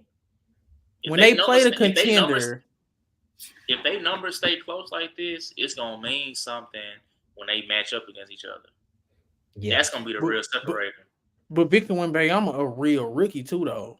Chet got a whole year of Oklahoma City training. Huh? That boy was rehabbing. That boy wasn't getting no real training. Nigga played 2 summer leagues. That's against rookies and second years and people that's trying to get back in the league. He still was at the facility. That nigga still old as hell. Well, not old as hell, but I think Victor Wembanyama like 2 or 3 years younger than him. Let me see. All they do take into consideration. Victor Wembanyama, he 19. So, man, you was just talking. Are we gonna discredit with Blake Griffin in too? Like, are we gonna start discrediting everybody? I don't like that. I don't like that. I don't like when Bill Simmons won it. Them niggas, bro, they really not rookie of the year. How you gonna be? They never started a rookie. They never started a rookie game, so that is technically a rookie year. But that's just like if I graduate high school and I say, I'm gonna take my first year off. Does that mean the second year I start, I'm not a freshman technically? I didn't start right away. Like, I'm gonna be like, get your you gonna be an old ass freshman, and my ain't finna respect if I miss just 1 year. What? Yeah, bro. Everybody know that one person that was old as hell made freshmen. Bro, nah, yeah, no. Come on, now, DJ. That don't even make sense. It's not like he even Joel Embiid like missing all these years and nothing like that. It's 1 year. How many years Embiid missed? I feel like he missed at least 2. So he missed a lot. He missed a lot. And y'all doing all this Wembanyama and shit. They fucking around. Brandon Miller fucking around get it. He's not finna going off. He been doing great, but he's not finna get it until they trade one of Terry Rozier or Gordon Hayward. One of them gone. He's getting you a dub off the bench. He just had 20 something on the bench, and he's only behind. He's really getting 15 points just like them. Brandon Miller ain't that far behind he does. Yeah, shooting good too. No, yeah. I like Brandon Miller. He's the I think he's third best in this draft right now. I mean, third best rookie, second best in this draft, as he should be. Miller finna prove all you boys wrong. I'm with Chris on this one. I like Brandon Miller, bro. Told you, I want them niggas that's been in trouble. I need niggas with controversy. He got into you seen him get into it with Isaiah Stewart? I like that too. There you go, Ray. He on the right team. That nigga probably been chopping up with Miles Bridges the whole time. Okay, no. Don't be talking about Miles Bridges. Nah. Miles Bridges. Bro, I didn't know he was back in jail.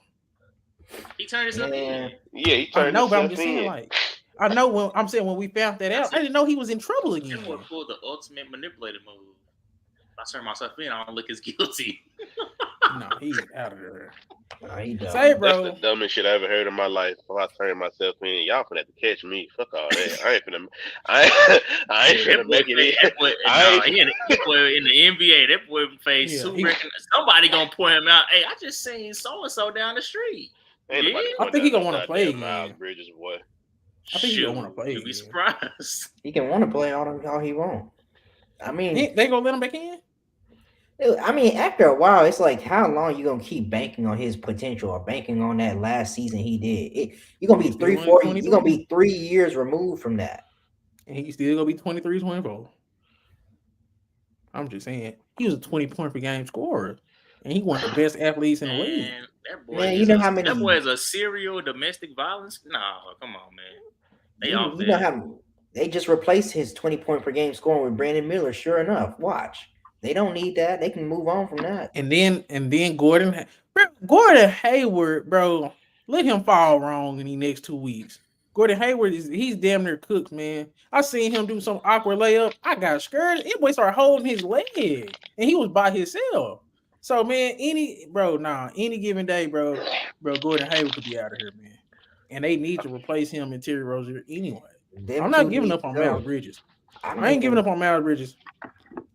I get he keep on doing all that extra shit. I'm not giving up on him. I don't give a damn. Like, that's canceled, man. I do feel like though, once Brandon, because I feel like they doing the same thing with Brandon Miller, the same thing they did with LaMelo. They just having him on the bench for these first 25 games. Then they go ramp him up and put him in the starting lineup. Yep. Ain't nobody worried about no goddamn they be stupid to be like, oh well, I got Terry and I got Gordon Hayward. Man, sit they old ass down. I would keep Terry. I'm trading Gordon Hayward. I'm trying to find somebody that want Gordon Hayward for real. Terry Rose, you're really the hardest soul for the team. No contender wants Gordon Hayward, bro. Why not? They want Terry more than they want Gordon. They want Terry more than Gordon. They can get Terry to come off the bench as a microwave scorer. Gordon Hayward, what really can he provide at this point on an actual contending team, and he gonna get minutes for it? What is he gonna actually provide? Yeah, that's what I'm saying. Like Gordon Hayward done been through. I feel bad, my boy. He's gonna be a spot up shooter. If maybe that's what he can be, a spot up shooter. He would be better than Austin Reeves in LA right now. So if he had Austin Reeves, bro, shit. Based on what you just said about what you've been seeing of him on this trash team he on right now, he'd be looking better than Austin Reeves. Bro, Austin Reeves ain't cracked 15 points yet. It's been 3 games. You can't get you gonna join in. You a third option. You can't get 15 points in 3 games. Especially in one with shit. AD pretty much was done in the first half. Like, come on, you bro. said you couldn't get 15 in at least that one. Like, come on, bro. Nah, I ain't going. See, bro. Nah, hell no. Austin Reeves, no. Okay. Ain't nobody saying nothing about Austin Reeves. You was literally, we've been hyping up Austin Reeves for the whole summer, bro. Y'all not gonna do it. I go let him off easy because when they taking these big 3 fixtures, who in it? Not D'Lo. Not D'Lo, not D'Lo don't need to be in either. They had D'Lo fall forward him. When they taking big 3 pictures, it's AD, LeBron, and AR. D'Lo don't need to be in it. Bro, Torian Prince been out playing Austin Reeves this year. The pictures just have LeBron and AD there. They don't even really playing right. And that's what I'm saying. I'm disappointed in Rui. Yeah, bro, y'all had me starting to get on my nerves, man. Y'all done had me. Ooh, it's really y'all fault. Y'all hyping up Rui and y'all hyping up Austin Reeves. I'm like, I'm nodding my head. Them niggas trash, bro. Hey, I want you to keep that same energy when we 20 games in and they looking nice again. Okay. I mean, I don't know. I really don't know why the hell. Like, I'm with you though, DJ. It ain't. I thought it would have carried over a lot better than what it's doing. Because really, I'm thinking the only ones that really need to get involved, just kind of figure some shit out. Of course, she gave Vincent, Seawood, the new pieces they got. I'm like, everybody else, I'm like, okay, y'all done played together, and made a deep playoff push. Y'all should know each other by now.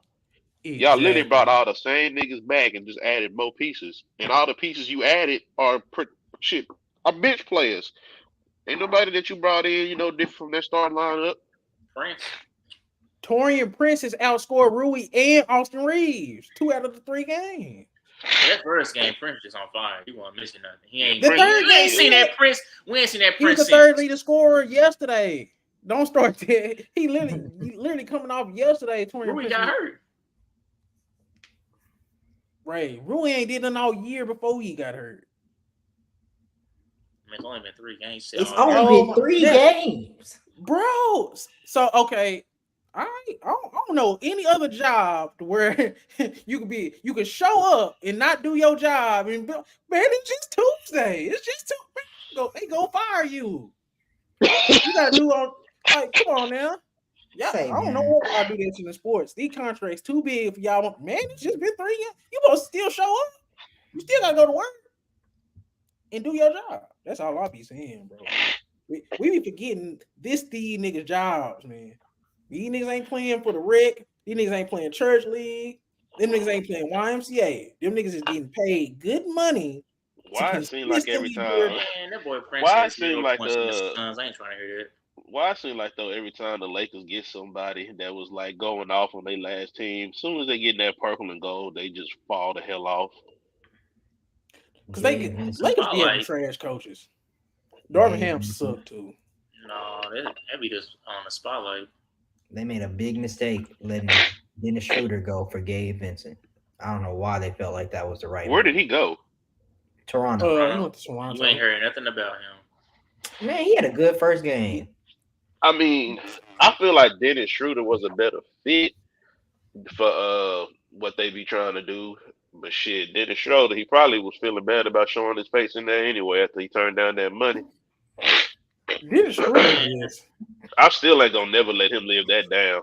He could talk all that shit he wanted to, and then get on Instagram flexing like, all right, nigga, we know you already made M's, but nigga, you turned down 84 of them motherfuckers. So you're getting you turned down 84 for 2. Now I know I wasn't a goddamn mathematician, but I know 84 a lot more than 2 niggas.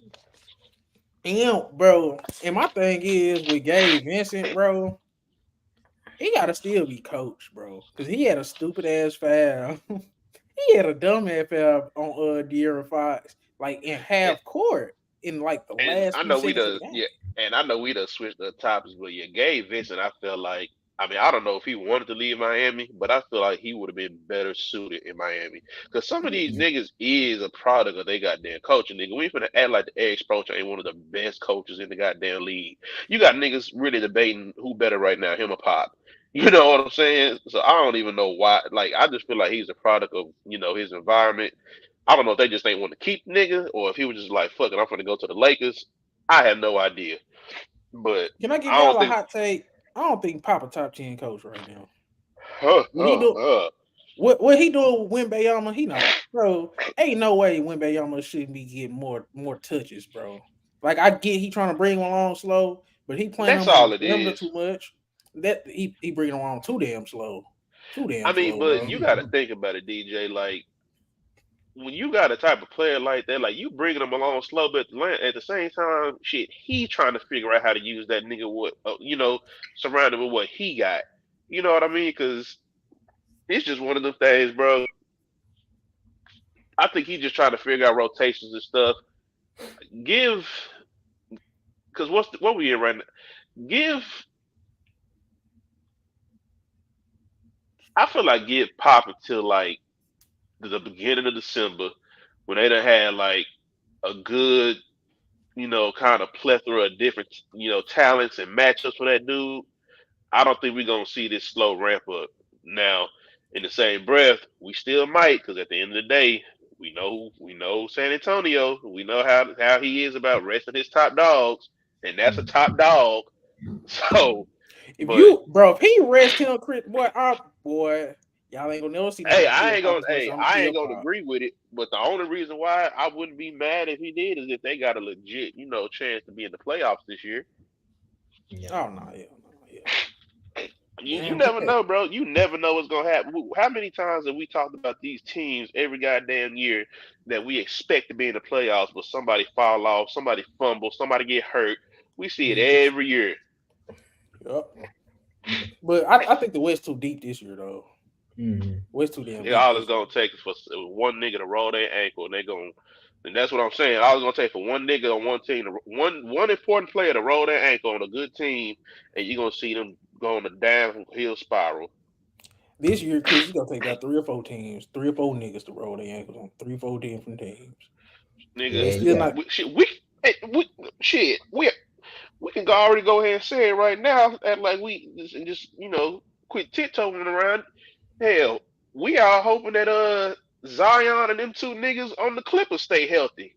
We look at them niggas as playoff teams every year, but guess what? The same niggas always let us down. But even if, let's say Kawhi get hurt, but PG's still there, him, Norman Powell, and Russell Westbrook still better than the Spurs. I think Russ helped them. You said who? I think Russ helped them for the regular season because he gonna be there. Yeah. And even if Zion go out or Ingram go out, even if you just got one of them, they still better than the damn Spurs. Utah still better than the Spurs. Utah is better than the Spurs, and they're gonna be looking out. Ingram was out tonight. They got their behind. Man, Utah still killed that nigga Jordan Clarkson. The way I still can't believe that nigga Kawhi got clamped up by that man like that. He got clamped, Ray. He got clamped. Nope. And then he eyeballed Paul George. Nope. Wait, hold on, Ray. You trying to defend that? Yeah, he really didn't get clean. He said the whole video and some more shit. I'm gonna speak on Lauri Markkanen. That one game he ain't been looking that great. So, are we still looking at him as one and done all-star player, or do we think he still is gonna be that guy that was? He's still gonna be that guy.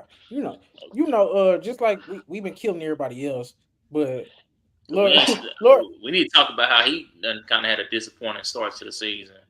Yeah, and you know he what? Was picking it up, but I ain't really gonna really ramp it up.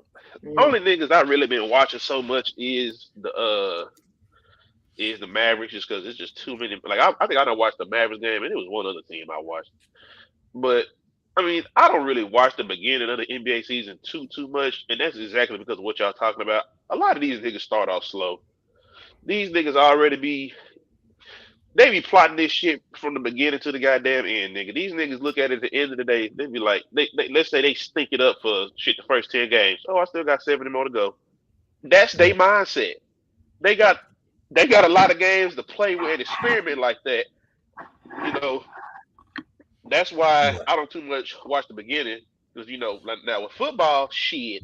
You ain't got that luxury. You got to hit the ground running, nigga. But the NBA, that's why them niggas don't be giving a damn. It's like, oh, I have a bad 10 to 15 game stretch. Oh, I still got 65 more games. I'm gonna fight back on that. The beginning of the NBA season is still important for the teams that's already established, that's coming back. You gotta set yourself up and see what you're looking like. The new teams that just got together.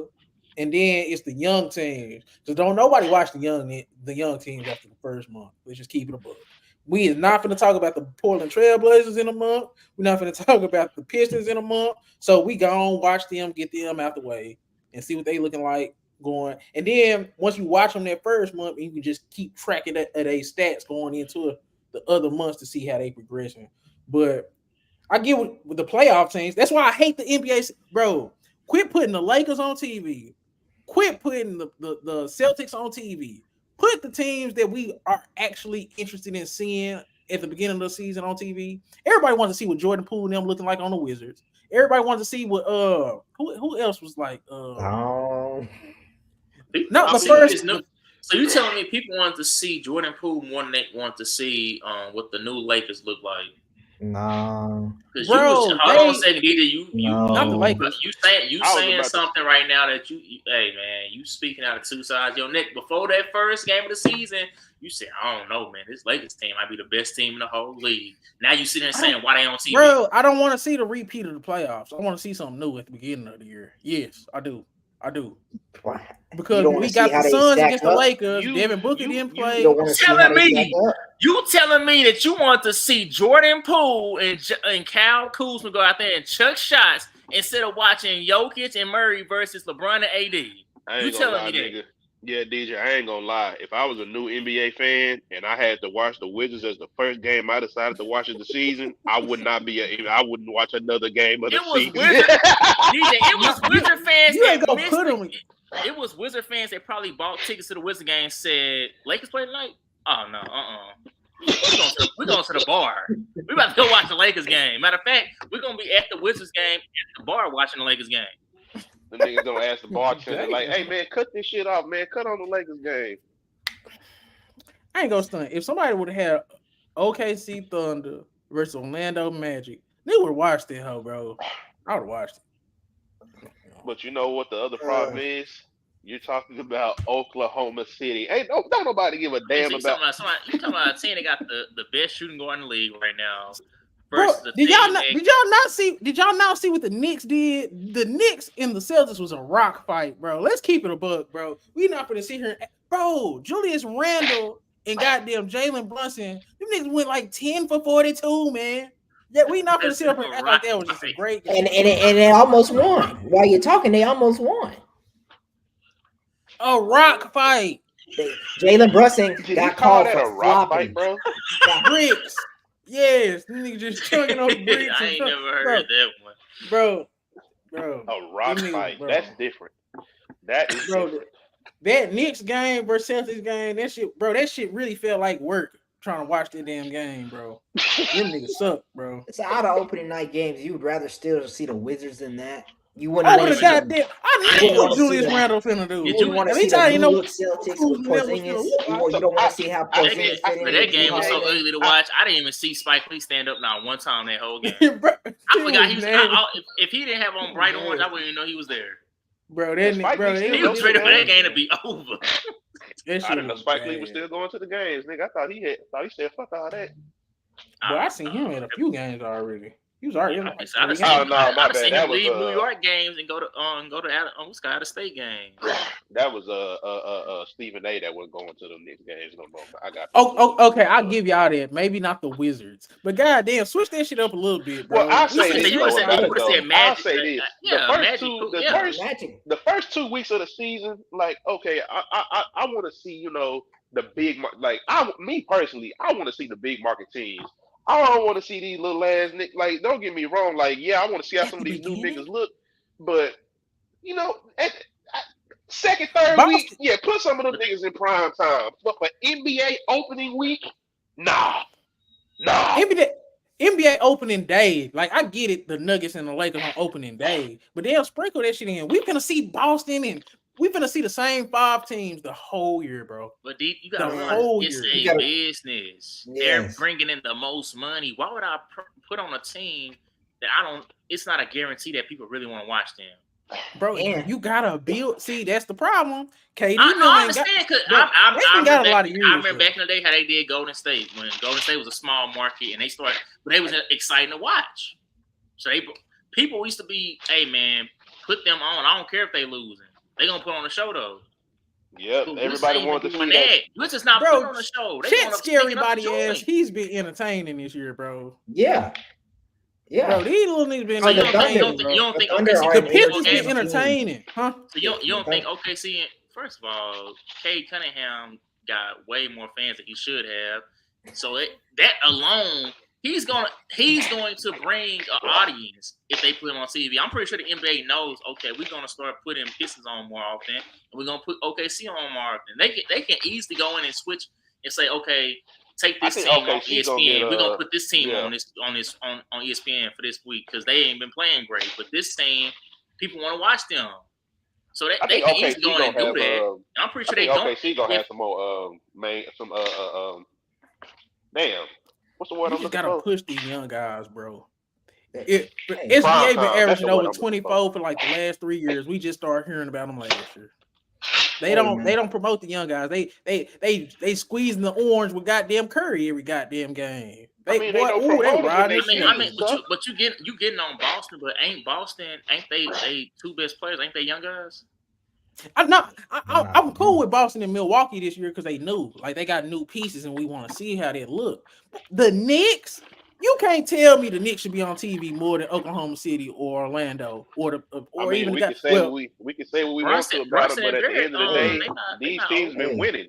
All the teams you named have been winning in recent years. Exactly. Like, yeah, you can say, well, OKC went to the play-in, but what they mean to the NBA, like, bro, they always gonna be relevant. I don't care how trash they get. It's some teams you can never just knock out the way. Yeah, it's gonna be hard to do that. Hey man, I'm not. I'm just, hey DJ, like in a sense, nigga, I'm right there with you. I'm tired of having to go look on goddamn me Bally and all these other shits or ESPN 35 to find these goddamn games, nigga. I'm right there with you. I would wish they would put some of this shit on goddamn me primetime TV. I'm tired of going to digging to look for this shit. My thing is, bro, it's just golly, you just gotta switch it up. Something. If you go have this is what you can do. Have the Lakers and the Celtics be the last game, but showcase some of this young talent in the first game. Can we do that? You think they gonna play? Man, look, they play these great teams in the beginning with the LeBrons and the KDs in the beginning of the season because they're gonna be resting during the middle of the season. They're gonna be resting toward the end of the season. And you know how many injured Laker games we don't have to sit through for the last 2-3 years, man. Exactly. They gonna play them regardless. They were playing them when they had goddamn Jordan Hill and Jeremy Lin and them boys. They just go play them niggas, man. They go play the Knicks. Don't give a damn who they got. They go play. They don't be caring, bro. They don't care, bro. They're just gonna play the same 5 teams, no matter who they got, no matter what they record. I feel you on that. Because I do them old people. Jordan Hill was just reaping the benefits of the legacy. That's why they were still getting played. But Nick Young was on TV. That's why he's as popular as he is. When Nick Young was on the Lakers, he was one of the most popular players in the NBA just because he was a Laker, bro. That's what happened. And then his fame grew even more when he went to the Golden State Warriors. That was also winning championships. Oh my god, y'all are missing the point, bro. You have to put Paolo on TV. You need to put SGA on TV. Like SGA these are the best. Be on TV. They're gonna get on. If these guys are who they're gonna get their spotlight whenever they gonna be on TV. But they right gonna now, though, 2 years too late. Nah, they gonna get it like whenever they play a Milwaukee or a New York or a Boston or a Miami. Like don't get me wrong. Like I feel what you're saying, but it's just at the end of the day, like when it comes to the NBA, bro, this shit is all based on first off location. That's why you're always going to see LA and New York on TV, and then secondly, it just comes down to are you winning? That's all it comes down to. That's why all these primetime games you've seen, it's pretty much niggas that's pretty much been in the playoffs for the past couple of years, and with the exception of San Antonio, but we know why that is because they got one of the highest prospects that we done seen in a long goddamn time. So that's what the NBA is. That's what it's always gonna come down to. Like, are you winning and where you at? But listen to it's 2023. Some of that shit don't matter. Nigga, they were talking about Maine a couple days ago. For the NBA, it does just because, like you said, like anything something happens, they gonna talk about it. Don't matter. But even with all those teams that you just named, like if you just ask just a casual fan, a lot of them may know maybe one player on that team. That's the problem. That's what I'm saying. How you gonna know somebody you never see? You can't keep pushing the same thing and expect something to grow. If you're a bad team, you don't deserve to be known. Who on the Wizards past they starting lineup do you want to know? Okay, I'm off the Wizards. I was about to go through it. I was like, so if we just talk about the Wizards though, like we know the potential that they could be, but they not there yet. The NBA ain't finna show no goddamn experiment. The only experiment that they've ever shown was the Philadelphia 76ers with Joel Embiid and Ben Simmons. And they ain't stopped putting them on TV. But fortunately, they were winning. They was getting to the playoffs, so that's the only reason why we saw them. But you're not gonna see this Charlotte experiment. You're not gonna see this Detroit experiment that's been taking forever. You're not gonna see Houston. You're not gonna see. Yeah, you're just not gonna see it. But then on top of that. Can I get this one? Anthony Edwards versus SGA. Why isn't that bigger? Why can't we get Minnesota versus Oklahoma City? They both kind of winning, and they both two of the top 5 shooting guards in the league. Both flirting with top 10, top 15 players. Only because it's a small market, bro. Like there's no such thing as a small market no more. In the NBA, yes it is. No, in the NBA, yes it is. They still, bro. Think about it. When you look at free agency in the NBA. Even teams that are winning, if you ain't in a good location, a lot of motherfuckers ain't coming there. Like look at the Bucks whenever they, went to that championship run. How many niggas just willingly walked through that door that Milwaukee didn't have to go trade for? They had to go grab them niggas and bring them over there. You're not even with Milwaukee winning, you're not getting any free agents. Same thing with OKC. They're not getting any free agents, even though we know they're about to be a whole lot better. That's why when you look, saying. You don't. But no, that's what I'm saying. But that's why I'm saying.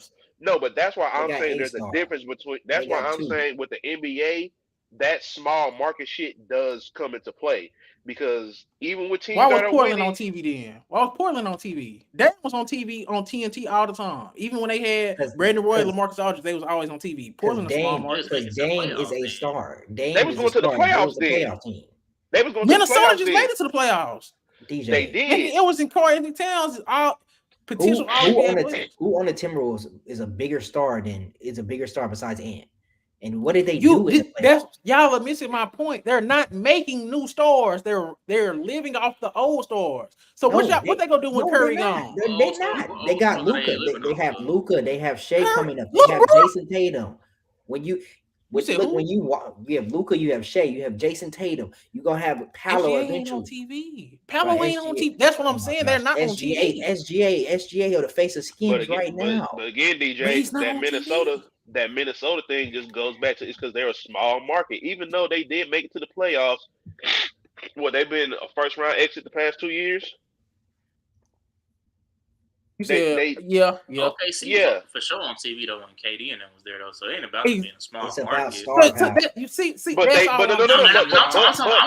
I'm talking about before KD and Westbrook was proven. I'm talking about people just loved that they was a young squad on the up and coming. Exactly. So, no. Hold on. When they moved, the only reason why they got put on TV was because that's when they moved to OKC. They wanted to see them after they moved because remember they left Seattle. It's exciting, but they was able to get away with it just because you had them two stars. But typically, bro, when it comes to this NBA shit, dog, I'm telling you, if you are not one of the it comes down to markets, bro. Like even Dallas with even this last year, where we didn't make the playoffs, but even all these other years with Luka, when he had to face the Clippers in the first round and shit, even they won't even get no TV a lot because whatever even though Dallas ain't a big market, Dallas just ain't one of them. Dallas not a small city, but for whatever reason, Dallas is kind of in the middle of what they try to classify as a big market, a small market. But like I said, this NBA shit is okay. So let me just see if I can make a comparison. And I'll just based on players in the NBA, like I said, if you're not winning, if you're not a team that's winning in a city that nobody want to be in, they're not going. NFL, they don't give a damn where you at. If you're winning, I want to come play with you because I have a chance to win with you. No. Why do you think? Think about it. All these moves that we seen getting made as far as these star players. You don't never see them going to no small market. Can I rebuttal that though, Chris? The last that's player, a perfect example. How many trash NFL primetime games we done had this year? NFL put everybody on primetime, bro. They can afford to do that though. But why can't the NBA can do it too? That's what I'm saying. The NBA is not as popular as the NFL. And why is that? We don't know nothing but 7 damn players if you don't keep up with the NBA. That's the NBA's fault. What's recognizable to the on NBA? Top of that, though, the reason why the NFL is so much different as far as who they show, you see certain teams based on where you stay at. Where we at right now, in Texas, the 12 o'clock games, we're not going to get the same 12 o'clock games as somebody on the West Coast or the East Coast or something like that. You know what I'm saying? The only games that we for sure that we all going to watch that's going to be the same game is the game on Sunday night, Thursday night, and Monday night. That's the only time. We got Jared Goff and Jimmy Garoppolo tonight, Chris. Huh? We got Jared Goff and Jimmy Garoppolo on Monday Night Football, the only game today. The Lions been exciting. But guess what? But they make just like with the NBA, they make these schedules based off of what they predict they're going to be like. Everybody thought the Raiders was going to be all right. Hey, clearly we see they trash. Bears Chargers. They need somebody to talk about. But yeah, and on top of that though, the only reason why I like the NFL, I feel like they can afford to do that because at the end of the day, you can put them teams on, but we still gonna watch. With the NBA, it's hard because if you put some of those smaller teams, you're not gonna get as many eyes on there as you would hope. I would love it just because it helps the casual fan. For the NBA, it helps them promote their product. It's hey, there's more than just the Stephs and the Giannis's and the LeBrons and the KDs. We have more players in the league, but the NBA is not willing to take that risk. The NBA has to have the best product on because they know that they are not the most talked about sport. Even when they're the only sport played, the NFL is still talked about more than them, which is crazy to me. Yeah. Even after the NFL season ends in February, for whatever reason, it seems like every time when you cut on ESPN and all this other shit, nigga, they're still leading with NFL topics. They're not even leading with the NBA. That's why, like with the NFL, they can put whatever the hell they want to out there because they still gonna get talked about. The NFL is set, but the NBA they have to put the best players out there because their brand is based off of stars. Like, yeah, they got these up and coming stars. You talking about like the ants of the world and everything, but guess what? They not gonna get talked about until all these old ass niggas that you just named, LeBron, KD, all them. Until them niggas leave, we not gonna see them like that, and that's a harsh reality. But it is what it is. NBA, I will say this. I will agree with DJ on this. NBA has got worse at promoting the new guys. Because even though we love the Kobe's, the Tim Duncans, the Dirks, they was showing the new guys that was also up and coming. Yeah. But then again, the new guys that was coming was kind of pushing those other guys out of the way. These young guys are still kind of just in the backseat, like, no, we're going to let y'all finish, then we're going to come. Like, KD and them was making the finals when Kobe still had some juice left in their tank. So that was the difference. It was kind of hard to kind of just not promote the young guys back then because they were kind of forcing their way in. Some of these young guys now, they trying to be cool and all this other stuff. I mean, yeah, that's fine and all, but the way the NBA gets. And I was about to say it's so different now, bro. Like the NBA literally got to just put on the NBA. As much as we hate to say it, they got to live on recent history. Who was good last year? All right, we finna put them niggas on TV. If it look like they ain't just, if they just look like that they ain't made no big changes, we finna put them on TV. But guess what? Who do we see on TV every year for the past couple years? Brooklyn. I ain't seen them niggas in the primetime game yet. Because guess what? Everybody is gone. So the NBA is just one of those leagues where they have to live off names. That's the only way that they are going to survive. If they ain't putting these names out there, they ain't gonna make it. Now, like I said, you may see some of them niggas when they play some of them bigger names, but if you're talking about a Charlotte versus a Washington matchup, Minnesota versus OKC, as much as I would love to see it, they not gonna show it. The only way, you might see that. You might see that type of game. You might see that type of game on like a Saturday or something like that, or like how you just said, you might see Orlando and Boston because that matchup has a story. Exactly. That matchup has a story, but you're not going to see Orlando versus the Wizards. You might see Orlando versus the Celtics. Y'all overdoing it because I'm sorry about the Wizards, bro. Look, you're not going to even see. You're not even going to see. I'll even say Orlando versus the Bulls. Shit, we can switch it up. Orlando versus the Bulls, Orlando versus the Pacers. You're not going to see that.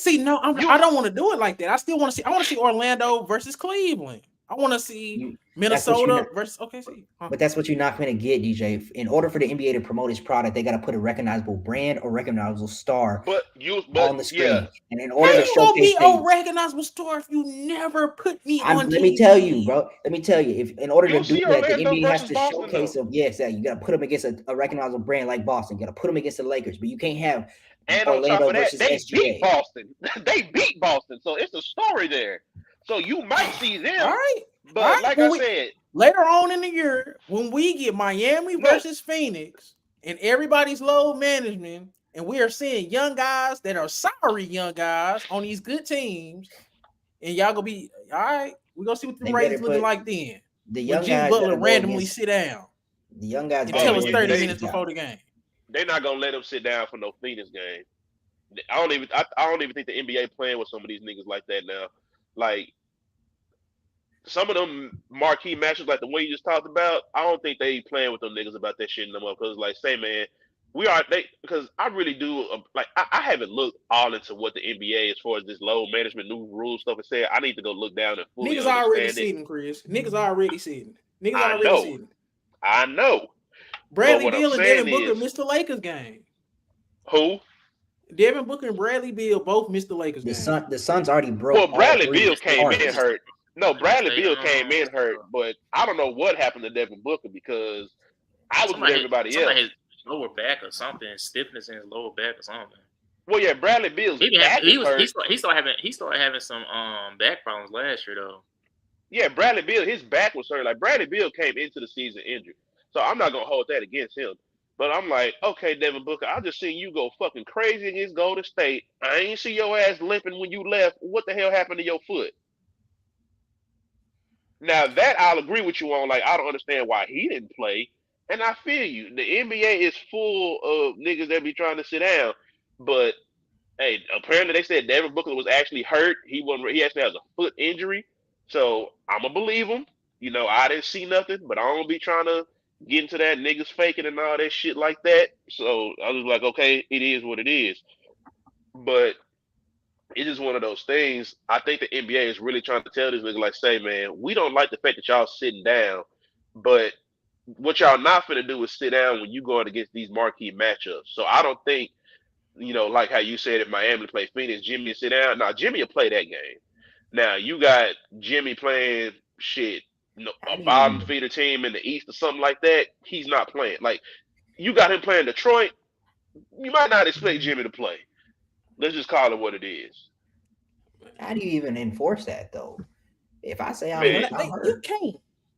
If I'm hurt, I'm hurt. If I say I'm hurt, I don't have to play. I mean, Chris, at the end of the day, bro, like some of these dudes do legit be hurt, but then you really got some of these teams, they trainers that really be trying to shut these dudes down just because that's kind of what the team has instructed them to do. Like, hey, no, you finna take a seat. And the players done came back and like a friend, they be out there thinking they finna play and shit like that. Goddamn trainer comes to them 45 minutes out for the game, like, hey, you're not playing tonight. And they like, the hell I ain't. They like, I'm playing. Jaden McDaniels make $136 million as a role player. I don't care what it takes. Bring your ass to the court and play. Michael Jordan, he makes more than Michael Jordan made. I get the money goes up and shit like that. But say, bro, the more you make, what they say, great power come great responsibility. Them motherfuckers don't care about this shit. They making more money than anybody ever, DJ, and they playing less. It is these niggas ain't built like that, man. You ain't never gonna see another player like actually try to play 82 games. Like that's not a goal for niggas no more. Niggas is trying to coast through the regular season. Well, Mikal Bridges ain't gaming on how long? Well, Mikal Bridges 3 years. Well, I'm talking about like players that we look at as like stars and superstars. We weren't looking at Mikal Bridges like that. He played like 70 something. But Ant is one of those few that actually do be trying to play. He went on record saying like, "Nah, I be trying to play every game if I can." And he went and said, "It's like, yeah, man, these people out here spending their money to come see us play. So if I can, game they can afford to come to." Yeah, he said it's like this might be the only game they can afford to come to all year, and they coming to see me, and I decide not to play just because. Like, nah, if I could play and I ain't hurt, he said if I'm just hurt a little bit and I ain't injured, then I'm finna go play. And that's just what it is. But these niggas ain't built like that. If something just hurt a little bit on a lot of these niggas, and it ain't the playoffs, they're not playing. Like they just not built like that. Like it used to be a goal in the old NBA to play 82 games, and even before that, nigga, it wasn't even a goal, nigga. You were just gonna play. They ain't give a damn what was hurt. They were just gonna play. But these niggas making too much money now. These niggas been too pacified. They ain't none of them built like that no more. They don't give a damn about, they don't give a damn about hanging their hat on like, I played 82 games, yada yada yada. Like they ain't doing all that no more. And I hate it. Don't get me wrong. I mean, shit. I mean, because people. That's why me personally, I respect that nigga Westbrook a lot because, like you said, with Ant, we can talk about Russ all we want to, but if that nigga can play, Russ is gonna play. I respect niggas that don't be trying to cheat the game with all that political bullshit and just go out there and lace them up and hoop, man. Man, yeah. But say, man, I'm finna go and end it. I'm finna watch the Magic game, Magic and the Lakers. I'm telling y'all, Paolo is finna give Anthony Davis work, and France finna outplay LeBron. This is finna be the end. Is that the last game that's on tonight? You don't believe Paolo this the NBA TV game. Paolo about to go out there and go 3 for 14. Who? Paolo. Oh, now you a Paolo hater, but you ain't gonna say nothing about Austin Reeves. That's the last game that's on. Oh, the Jazz are the right now. I've already spoke on Austin Reeves. What you say? I see he's been underwhelming this season so far. All right, y'all. This been another episode of Hoopy Stories. I didn't know about. Oh wait, hold on real quick. I was about to say who y'all got for that Knicks and that Cavaliers game tomorrow. Oh, ain't no Cavaliers done played in about 3 games. I think Garland out. Donovan Mitchell didn't play the last game. What's the name out too? Oh, this is a rematch, ain't it? They running from that rematch after the spanking they just took last in the playoffs. Jared Allen been hurt. Jared Allen ain't played all year. Darius Garland only played one game. Too bright still. I guess before we leave, can somebody tell me how the hell Evan Mobley got cooked? Oh, he got did bad by shit. Yeah, I just before we end it, can somebody please, because unfortunately I missed it. I got you. But 2021 draft just was trash. We thought that draft was gonna be good. Them niggas trash, bro. Cade, Jalen Green, Evan Mobley, Scotty Barnes, them niggas. In terms of being a top tier draft class, like we thought they was gonna be, they trash, bro. And Evan Mobley, he just not aggressive. He really look a little flimsy, if you know what I'm talking about. Yeah. Yeah, I mean, because I ain't gonna lie, like I guess like it wasn't until you said it, like I've never really. When I went back and looked at that draft, I was like, damn, I really have not paid to a lot of people in this draft. And I'm like, I know I ain't the biggest goddamn fan in the world. I know I still watch, but I'm like, hold on, bro. I went back and looked at that damn draft class. I was looking, I was like, damn. Nope. Nigga, Scotty Barnes was a rookie of the year. He had the exact same year his sophomore year. Look like he finna have the exact same year his third. Bro, fucking Evan Mobley don't think he go ever find no offense. It was crazy, like when you brought that up, I literally seen a video that was like somebody said name the rookies of the year for the past couple seasons. And nigga, 2021 was the only one I'm like, damn, who the hell came out of 2021? And they said, Scotty. I said, Scotty Barnes. I said, hold on. Now, I ain't trying to be disrespectful, but y'all trying to tell me wasn't nobody better than Scotty Barnes in that draft? Not that Ricky. What's name could have got it. They could have gave it to Franz, but they wouldn't go do it. They didn't know Franz back then. And then I got it pulled up now, and I'm just like, what the hell?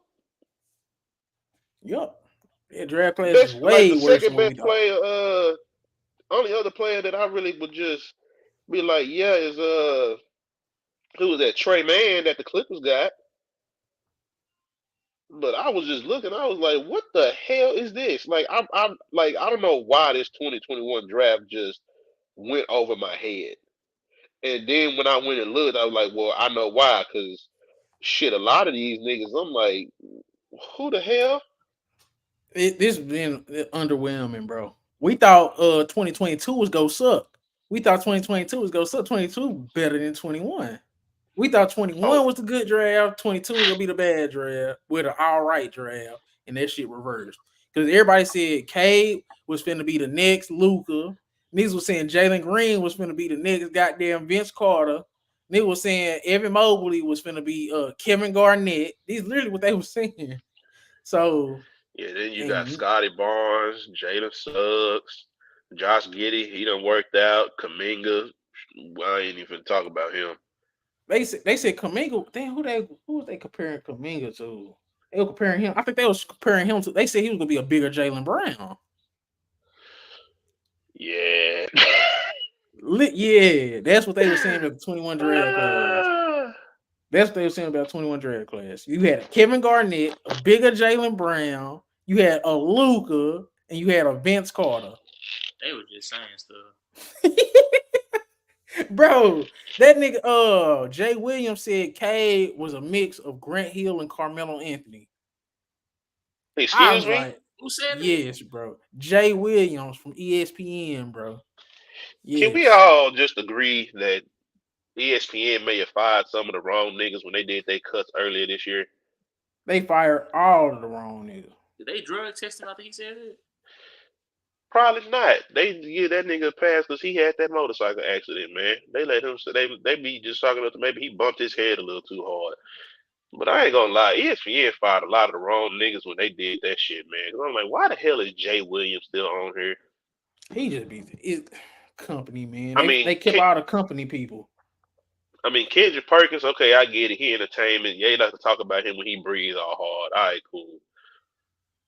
JJ Redick, same thing. He entertainment. But a lot of these niggas, when y'all be actually trying to bring people that y'all think know basketball, I be like, these motherfuckers sound slow and simple. And I be like, nigga, I only watch the primetime games and I can come on and spit more facts than these niggas. What the hell are they talking about? ESPN, they got way worse.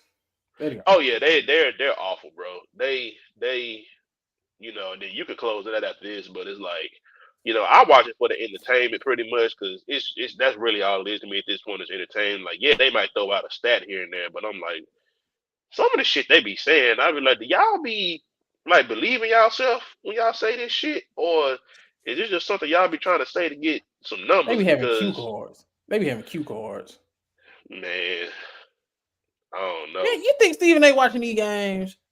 And then Stephen A. ain't watching damn games. I remember I seen him comment on some baseball shit, and then he brought somebody up there talking about some hockey. I know damn well Stephen A. ain't sat through no hockey game probably ever. Stephen A. ain't watching. See, Stephen A. is the same way the rest of the world is, bro. Like, I feel like he watches baseball, but he only watching the mainstream teams, and he only paying attention when the playoffs come around. Because these niggas, first of all, they're not talking about baseball during the regular season. They're not talking about hockey during the regular season. Even the WNBA, which even after the finals, they wasn't even the first topic of discussion, nigga. I swear to God, they just won the finals. That nigga Stephen A. I think was there when they won. And that wasn't even the first topic of discussion. I think they spent maybe 10 minutes, if that. You could tell he don't want. He was talking about him and Shannon Sharp was talking about the baseball World Series coming up, and they spent like 10 minutes on it because they don't know shit about it. Like, that should be capped. Bro, they get all the names and everything in their production meeting, nigga. Like, I know for a fact that Shannon Sharp don't watch. Like, I ain't got to second guess that, but the fact that he's there, he has to have a little knowledge on at least what's going on. But if you ask him to name a lot of players in the league, he's gonna sit there looking crazy and confused. But Stephen A., I know he watches the Yankees, but other than that, as far as all these other teams around the league, I don't believe he's sitting there watching all that shit. You got too much shit going on. We already know where your money coming from. Basketball and football. He talked too much to be watching. Bro. And he got about like 3 or 4 shows in a podcast. He got that, nigga, exactly. And it's like, nigga, you're not finna go back and watch all this shit that's been pre-recorded. You finna go. All he does is pretty much go and get these numbers. They show him a couple of key plays of where niggas fucked up, and he go off of that. I ain't gonna lie, Stephen A. is a hilarious dude for that one podcast episode. Which one? If you know, you know. About he who shall not be named.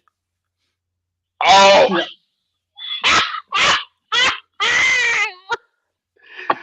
Say, nigga, why the hell? Bro, why I've been seeing more videos pop up about him, like, niggas be like, no, I don't care about that. He should have been on the NBA 75.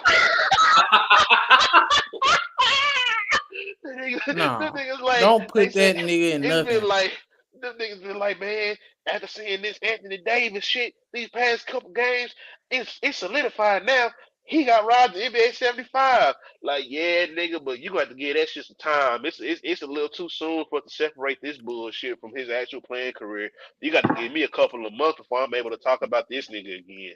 I'm seeing too many goddamn skits. Tell us the truth. Don't come in with a different persona. And then especially when the rumors been out there, don't come in and don't wait till your ass over there in Taiwan to start trying to say, I don't care. Don't worry about what I'm. No. Bro, I literally have a little cousin. That was his favorite player. It wouldn't have been his favorite player if he would have knew what's up, man.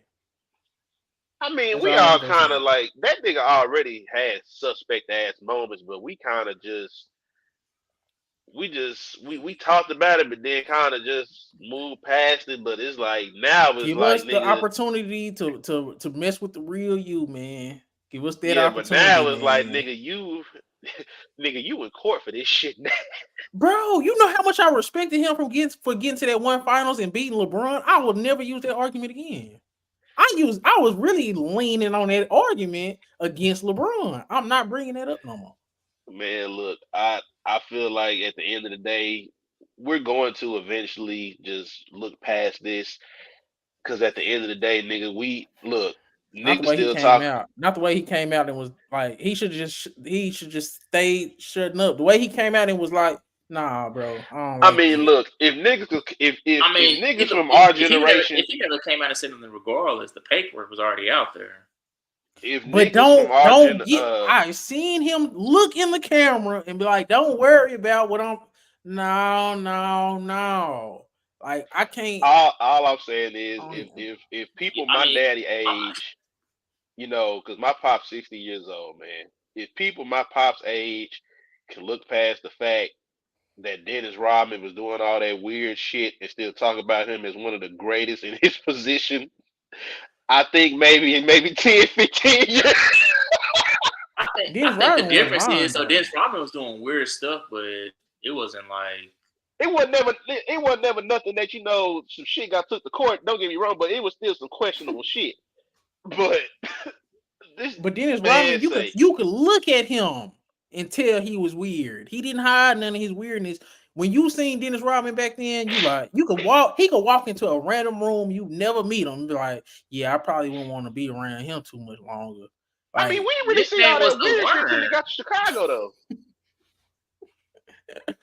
Man, that nigga weird. He didn't change his persona until he left Detroit, though. Yeah, I was about to say, we didn't see all that shit until he got to Chicago. When he was in Detroit, you would have known he was like that. Like, you would know he was like, oh, this dude is an interesting dude. That's what I'm saying. We ain't see him do that till he got to Chicago, and at that point, I felt like he was the only one that could. South Oak Cliff, man. Hey, man, you better be proud of that boy. I don't hate Dennis Rodman. He shit. At least he didn't man. Invest on that shit, man. Old boy who shall not be named with my name. Fuck him. I'm thinking y'all hear y'all though. You don't want to say his name, dog? He got the same name as me. I feel different. Oh damn. Yeah. You forgot what my real name was, huh? Yeah, for a minute. Because nigga ain't never called you that name a day in your life. Exactly, but it's like, come on, bro. I already got the other joke. I personally feel a way about this, man. We didn't need no more Dwight bullshit, bro. We didn't need no more Dwight bullshit, bro. We didn't. I mean, say, man. Just imagine having that name. Yeah, go on sympathize me real quick. Imagine having that name right now. I'm trying to think of a Chris. I've never met a famous person with my I'm trying to think of a famous Chris that's done fucked up. But see, Chris, it's like it's common enough to where you got the good will outweigh the bad, bro. Yeah, it ain't too many Dwights we out there talking about. Sorry, dog. Hey, I want to slap that nigga, bro. That boy gonna choke you. Man. What DJ done? Hey, man, that boy still almost 7 foot 280. Man, soft motherfucker. Yeah, all that, and he's softer than Sharman. Clearly. Yeah. That's why Shaq never let him be Superman. I see why him and bro. I see why him now. That nigga, bro, I guarantee you, if that nigga Kenny or Chuck come with that bullshit on that hoe, bro, that nigga Shaq gonna shut that shit down immediately. Yes, bro. Said, don't y'all ever in y'all life let a nigga call somebody a Superman. Y'all don't know. Shaq used to really get in his feelings about that. Nigga never knew why. Yeah. I think he was more mad because they was trying to exclude him out of history, and it was like, bro, like y'all can't take what I did. Like, I took him to a finals. I made my mark in Orlando. Y'all can't take that. I think that's what he was more upset about. Then again, also just because Dwight Howard wasn't the dominant player that Shaq thought he could be also. So, I mean, there's a lot of things that you can factor in why Shaq was upset about that. He thought he was soft too, bro. That's what I'm saying. He thought he should have been way more dominant. And people thought he was hating him. Like, I'm not hating him. I think he should be way better than what he is.